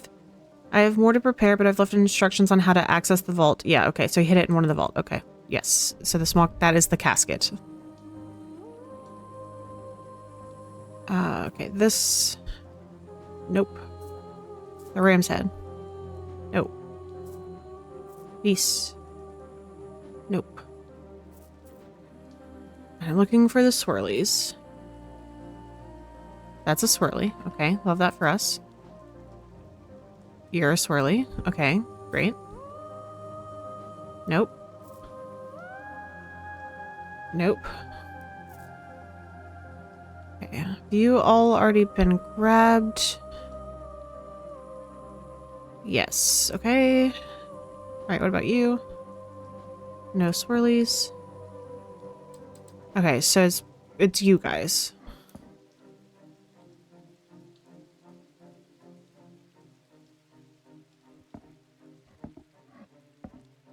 I feel like this one makes sense. Like they both could make sense because if I'm remembering correctly, this one is like fire versus ice or something like that. Let me double check the... Come on. Open, please. Yeah. Cold and heat? Was that what it was? So circle with 2 lines up, triangle with 2 lines down. Yeah, circle 2 lines up is heat and cold. So those are like opposite of each other, so that could make sense. We're gonna give that a shot. 2 of them are wrong. Okay, then I think this is wrong. I think the shadow hold is wrong. And that's wrong. So let's flip that. Because these are definitely correct. This makes sense that it's going to be the sunshine because it gives off light. Okay, what else is going to be darkness?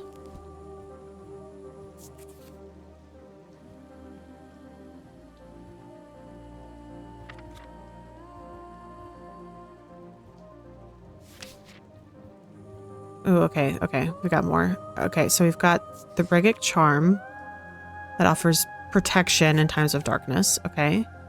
Light of Corcoran is what we're looking for. The pit. It has 3 things that represent each. Okay. Tenebrem Cloak. Upon activation, will create a sphere of enshrouding darkness. Ha ha ha ha ha ha. Okay, the Tenebrem Cloak. I don't remember what that looked like. Or like what even like type of thing it was.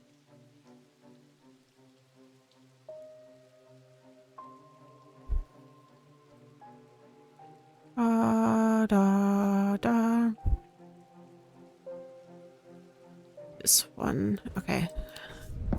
Ooh, we did it. Okay. Eli inspects my work. His face shows little emotion, but he seems satisfied. By now the sun has finished setting, and only a hint of red afterglow remains in the darkening sky.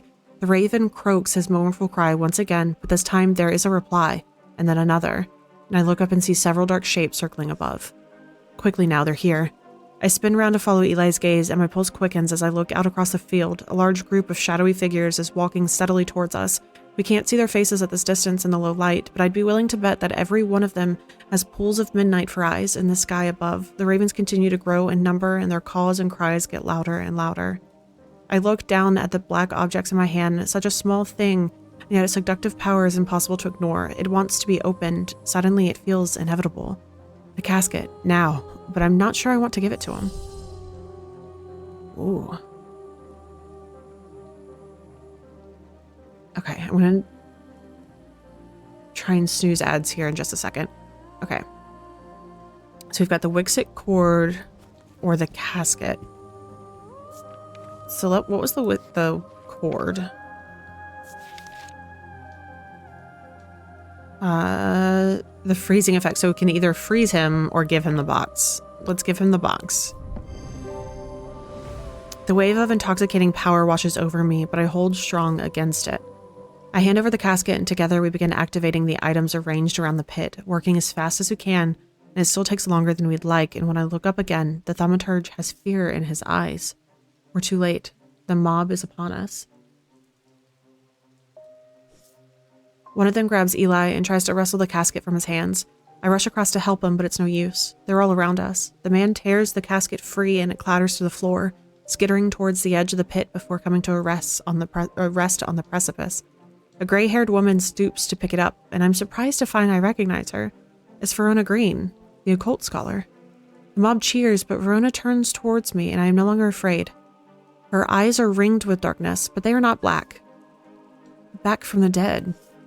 She winks at me and throws the casket into the pit. At the same moment, Eli activates the light of Corcoran. The time stands still, and then there's a rush and a roar as a swirling vortex of blue-green light races up out of the pit. The casket is sent soaring into the night sky, where it seems to hang for a moment, turning slowly in the air until, with a shrieking, splintering crash, it shatters into 1,000 pieces, and then there's nothing but smoke and the smell of ozone, and all is quiet. It's been a few weeks since the casket was destroyed, but I'm still riding high on the elation and relief from that night. Everything seemed to come together right when it needed to, and somehow we avoided a terrible catastrophe. Those who were under the casket spell were released almost immediately. They remember nothing from the ordeal, but there seems to be no lingering ill effects, and Dr. Robertson says they have all made a full recovery. It's rare for Eli to express much emotion, but even he congratulated me on my strength and resolve in the face of such darkness. He too felt the allure of the casket and was worried that it would overwhelm him, or overwhelm me. He told me with a hint of pride that I would make a fine thaumaturge. Ending number 1, catastrophe avoided. The casket has been destroyed and Undermere is safe again. Barton Potter is missing, presumed dead.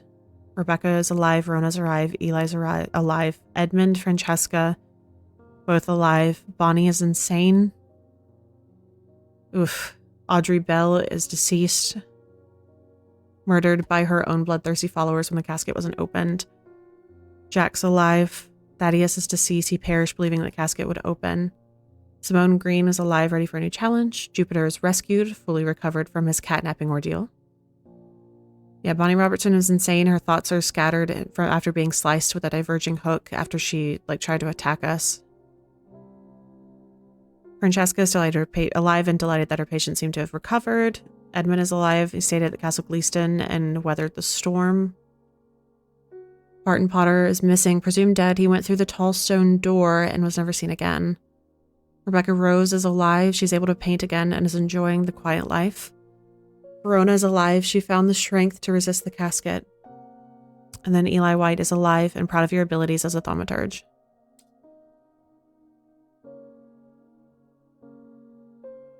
That's really cool. Okay. We continue. Oh, epilogue. Oh, geez, Louise. Okay. Please hold. Tess Sherwood. My father is suffering from Morgan's insanity. His doctors have given up on him, but Dr. Robertson told me there might be a way to save him. Okay, I'm going to pause here because I think I remember the prologue from the first one basically just being an opportunity to fill out everything. So I'm gonna hold there. But this game is so much fun. I'm so excited for them to eventually do another one. I think it's going to be a while because I think it was 2-ish years between these two. May have been more, but thank you guys so much for being here tonight. That was really fun. I just looked up and it was 3 hours, 33 minutes, and 33 seconds with 3 viewers. There was a lot of 3s. That was very fun. Anyways, but thank you guys so much for being here tonight. I think I'm going to hang tight there. We may start tomorrow with finishing out the epilogue and then potentially seeing the other endings.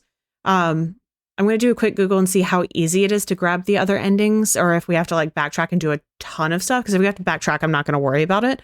Then in that scenario, you guys can play on your own. And if you make different decisions, you can potentially see other endings.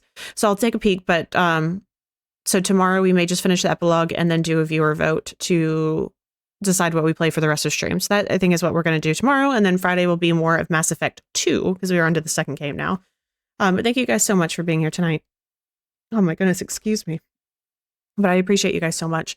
I'm going to take a quick peek to see who we can raid into tonight, because I definitely pushed a little bit later and I'm very sleepy now. So give me just a second to see who we've got on tonight. Since Tuesdays are not my normal time, I don't know who's normally on. Let's see.